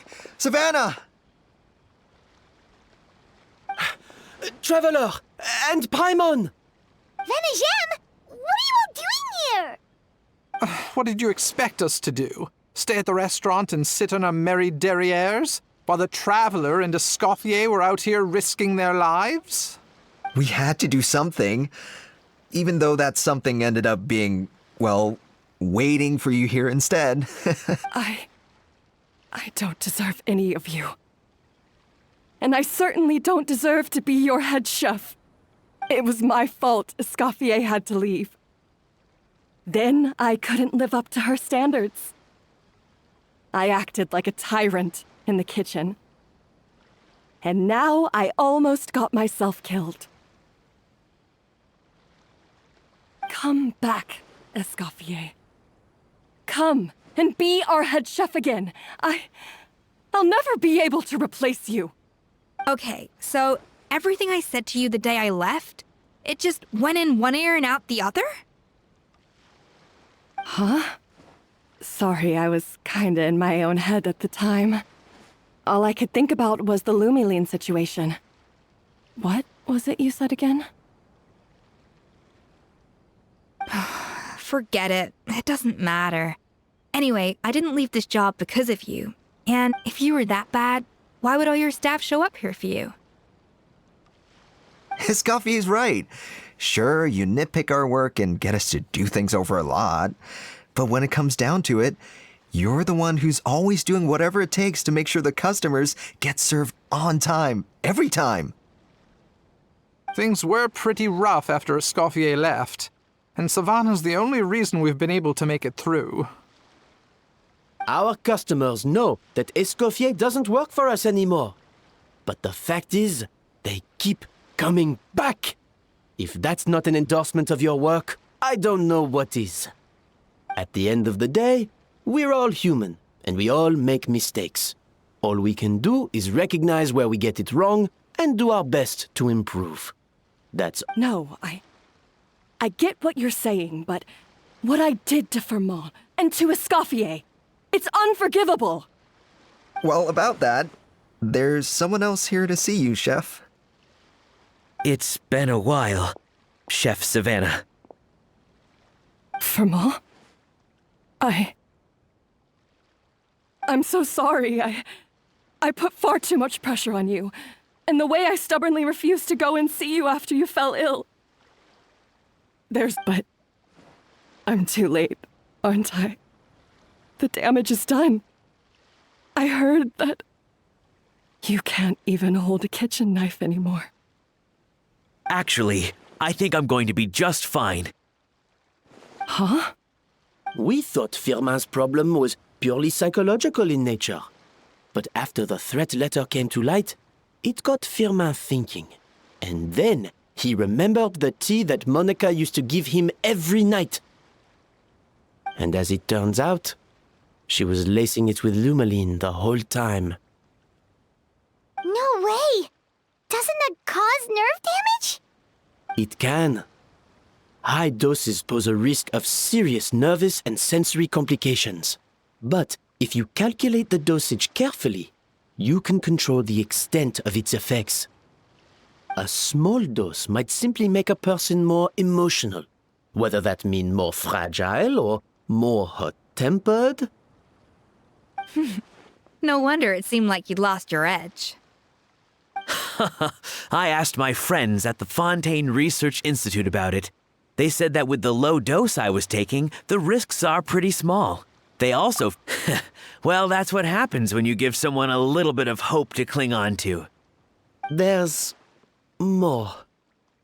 We believe that Firmin was likely not Monica's only victim. You mean she poisoned me too? Oh, so that's why Savannah's been so irritable this whole time! Let's not be too quick to blame everything on the Lumiline. That stuff can only amplify what's already there. So tasty food will seem like the most delicious thing in the world, while food you don't particularly care for will become utterly revolting. So you better make sure you reflect on your behavior and apologize to every single person you've wronged.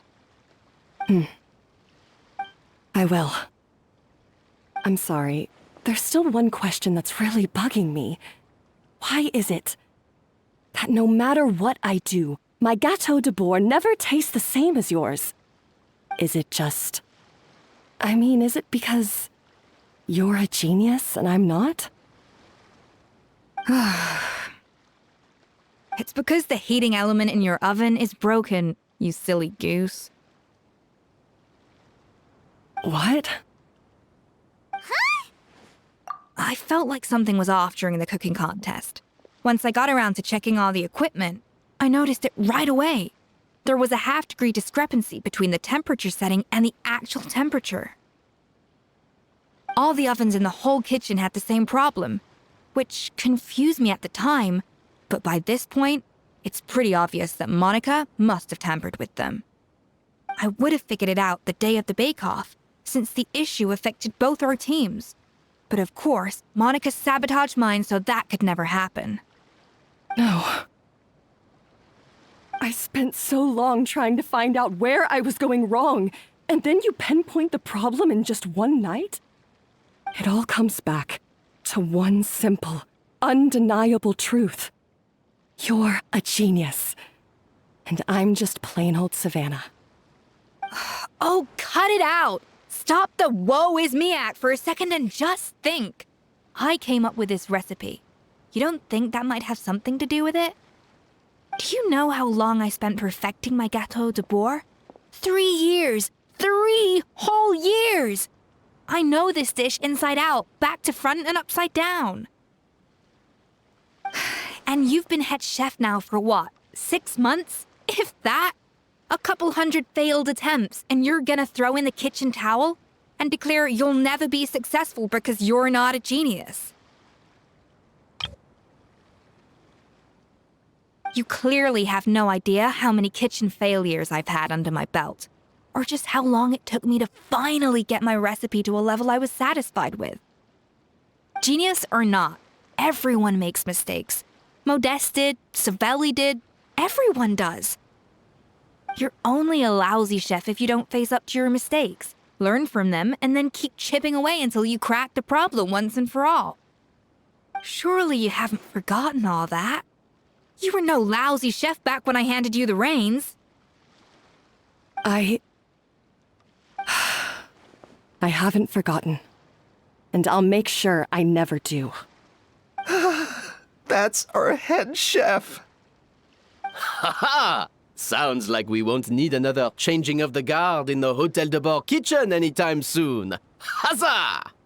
Aw, what a perfect ending to a crazy journey. Look how happy everyone is. So you got your mojo back now? Yeah. Thanks to you, Escoffier. In fact, no. Thanks to all of you. Aw, friends again. So nice to see them finally settle their beef. Good. So now that's out of the way. It's time for payback. You cheated in our last bake-off, and I demand a rematch right now.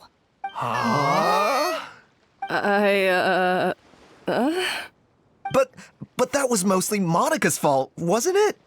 Right. And also, does it have to be right now? Savannah's only just got her mojo back, and you barely escaped from a death trap.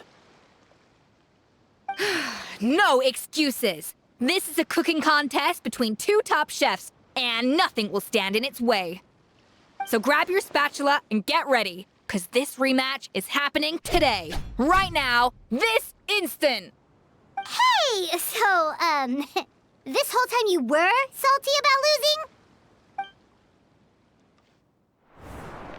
The second cooking contest commences now! This time, no more games, and no holding back!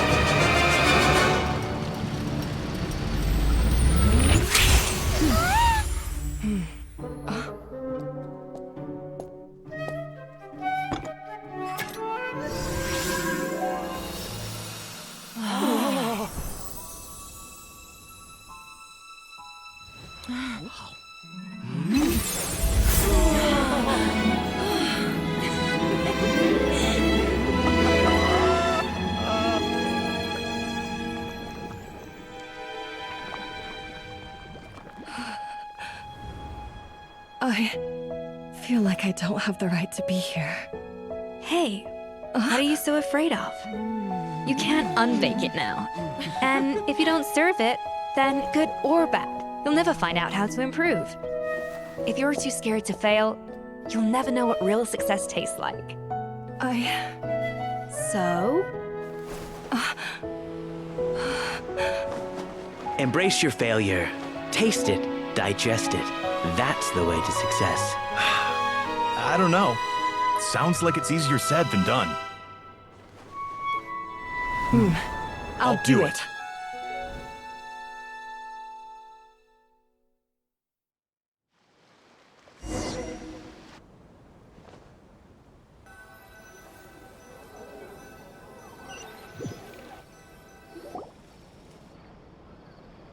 The results are in!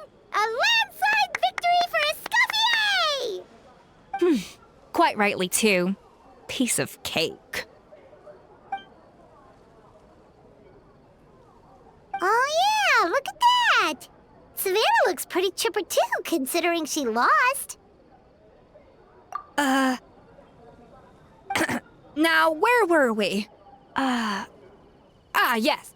Do you have any more questions for me after everything that's happened?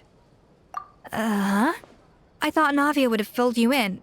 And actually, I said all this to Savannah before I left. Although, as we saw, I don't think any of it sank in. I had 2 reasons for leaving. One was the food safety incident, of course, but the other was that the Hotel de Boer had reached a point where it didn't need me anymore. So I decided to step down and look for new opportunities to improve myself.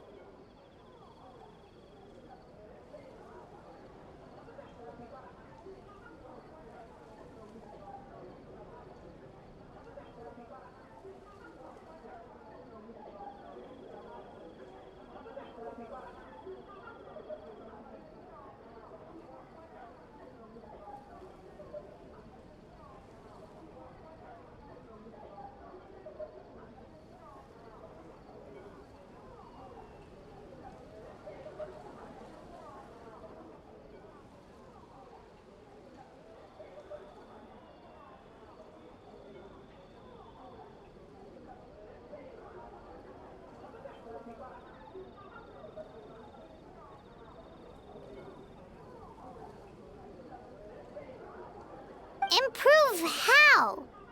Well, a while back, I got to know a fellow chef from Liyue, and in her, I saw so many new possibilities.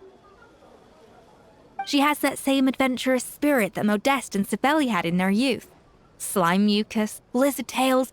With her, nothing's off the table. There's a whole world of new flavors out there waiting to be explored, hiding away in ingredients we overlook. Case in point, remember those Romaritime flowers down in the ruins? I used them in the cooking contest just now. Did you taste the difference? What? Paimon didn't notice at all! Half of the art of cooking is dissecting the recipes of previous chefs and figuring out the exact constellation of elements that gave their work its signature taste. And the other half, it lies in freeing yourself from the confines of the kitchen. You've got to go out and explore the endless possibilities out there. Uh-oh. Paimon's suddenly not sure she wants to try your cooking anymore. Don't worry, it's not going to be a free-for-all like in Modeste's time. Before I put anything into my food, I'll obviously do my research, make sure it doesn't contain any harmful substances. In the meantime, take this. It's a recipe for Petit Gâteau de Boer, revised version. I tweaked it to suit your needs as busy adventurers. Hope you enjoy, and remember, feedback is always welcome. All right! So, do you ever see yourself returning to Hotel de Boer? Oh, of course. I've already promised Vanishem that I'll come back every once in a while to make sure the quality of the food remains at an acceptable level. You know, Paimon's still a little disappointed that we never got to see the treasure of Remoria. Surely Monica wouldn't have gotten drawn in so deeply if it wasn't for all the mystery surrounding the original Gâteau de Bourg. She practically dedicated her life to finding the lost pieces of Modeste's diary, then went to all that trouble to infiltrate the Hôtel de Bourg. And in the end, it was all for nothing. Since you mentioned the treasure, between Modeste's writings and what we saw in those ruins, I think I may have figured out the truth. The so-called Treasure of Remoria was most likely a substance that the Remorians extracted from Lumitoiles, better known to us as Lumiline. Huh? So then, why all the hype back in the early days of Gâteau de Bourg? Don't forget, it was a very different era. We could barely even refine sugar back then, so desserts were very much in their infancy. In a world of bland food, it's no wonder that the first thing to really excite people's taste buds took the world by storm. And as for the Lumiline, it may well have been somewhat valuable in ancient times, but these days, it's just another drug from the Fontaine Research Institute. Even if Savelli hadn't destroyed it all, I doubt it would be worth that much these days. So after all that, there was nothing in those ruins but worthless junk. Feels strange to say it, but Paimon almost feels sorry for Monica. She sacrificed it all only to get nothing in return. Hey! Huh? Navia? You just got back from that underwater ruin, right? Well, check it out. They ran a special issue. Did you see anything like this down there? Freshly unearthed from the ruins of Remoria. A magnificent jar thought to be over 1,000 years old. Experts say it has immense artistic and historical value. It could be worth an absolute fortune. Wait! Isn't that the jar they used to hold the treasure? If only it was still in one piece. Some butterfingers must have dropped it or something. Ugh, it's such a shame.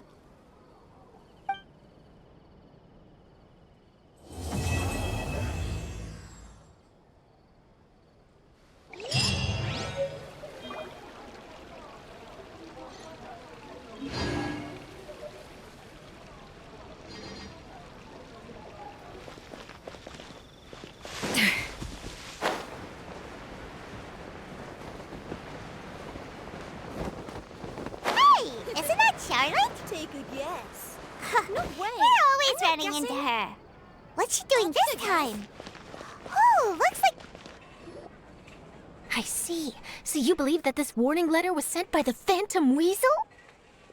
Absolutely. I've said it before and I'll say it again. The Phantom Weasel never acts as you expect. He must have faked his own death 10 years ago using a body double. Now that he's back, I'm sure the guards who worked on his case back in the day are in for a headache, but... however this turns out in the end, the one thing it won't be is boring. Couldn't agree more. As a journalist, I'm gonna get a lot of mileage out of this one. Thank you, sir, for your time. Now, whom should I interview next? Huh? Hey! What a coincidence! Fancy meeting you here. Perfect timing. So, the Phantom Weasel's latest warning letter. What are your thoughts? Yeah, this is the first time we're hearing of this one. Could you clue us in? Huh? Oh, sorry. Yes, this case is from a decade ago. I guess you wouldn't know about it. Well, not to worry. You're in good hands because I'm a professional. The story goes like this. 10 or so years ago, a phantom thief became active in the court of Fontaine. Known only as the Weasel, nobody knew his true identity, and the authorities never managed to catch him. Wow, cool! He sounds like one of those mysterious night burglars that you read about in novels. Precisely. Well, except the part where they actually have a good reputation. Our Weasel targeted whatever people held dear, and no one was safe from his predations. He would just as soon steal a necklace from a rich merchant's safe as he would a toy doll given to a commoner child for their birthday. I know. The phantom thieves you read about in novels rob the rich to pay the poor, but this guy did not discriminate. Unsurprisingly, this didn't work wonders for his public reputation. Every man and his dog wanted to see him behind bars. Yeesh. So, did they catch him? Not exactly. There's a good chance that the weasel would still be at large to this day if it hadn't been for an accident 10 years ago. A magician named Caesar fell to his death in a botched high-altitude escape performance. When the police went through his personal effects, they found a hoard of stolen loot and gadgets used for criminal activities. And that was how the Phantom Weasel's identity was revealed to all. Sure enough, thefts in Fontaine went down after Caesar's death.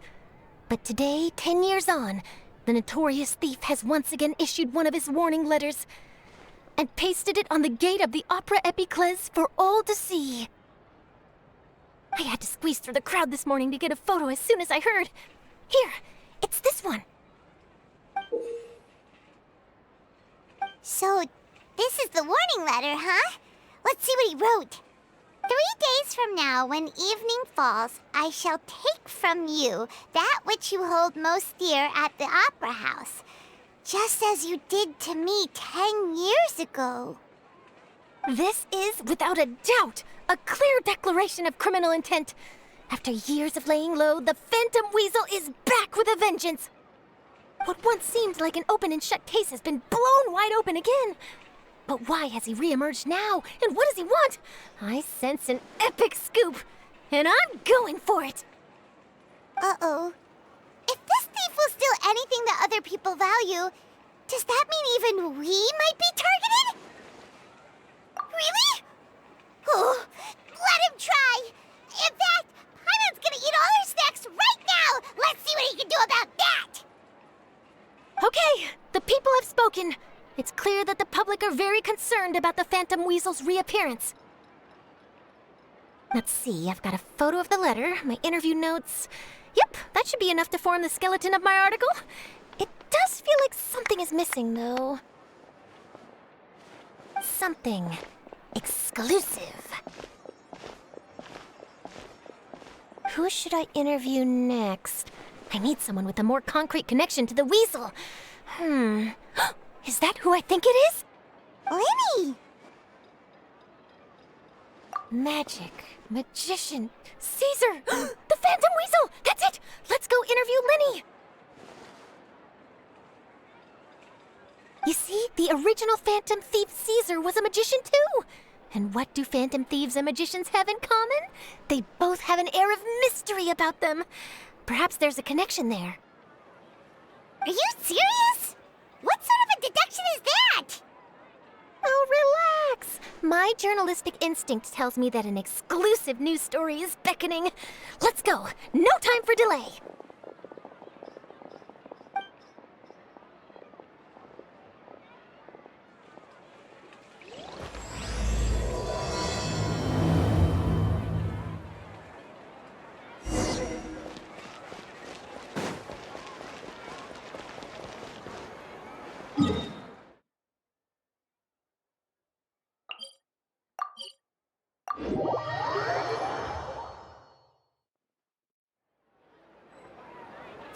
An inspired melange!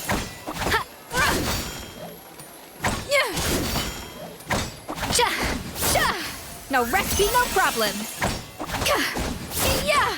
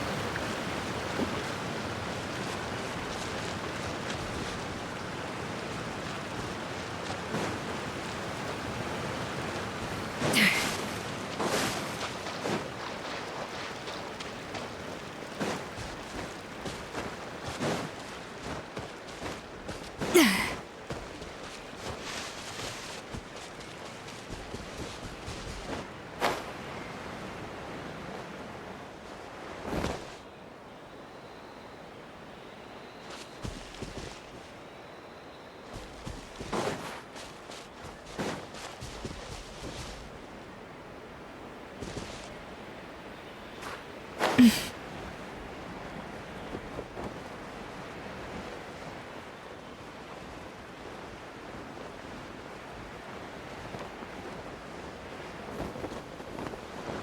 did I do wrong?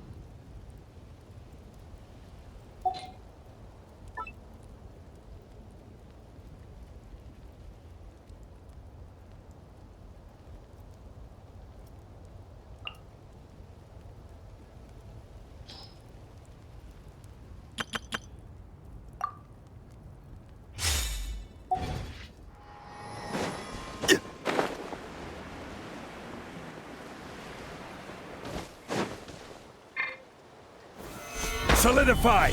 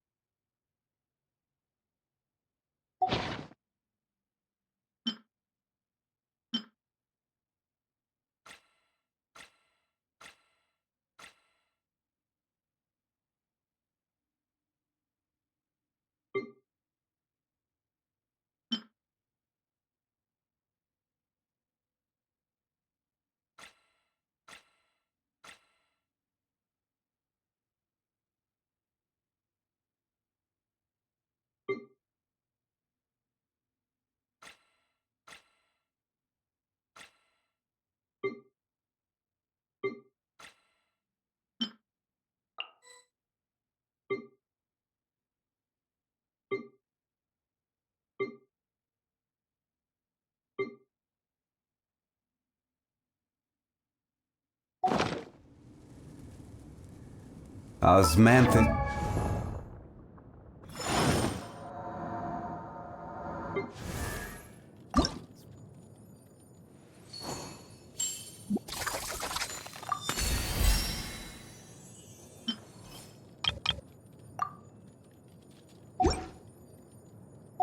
Wine tastes this.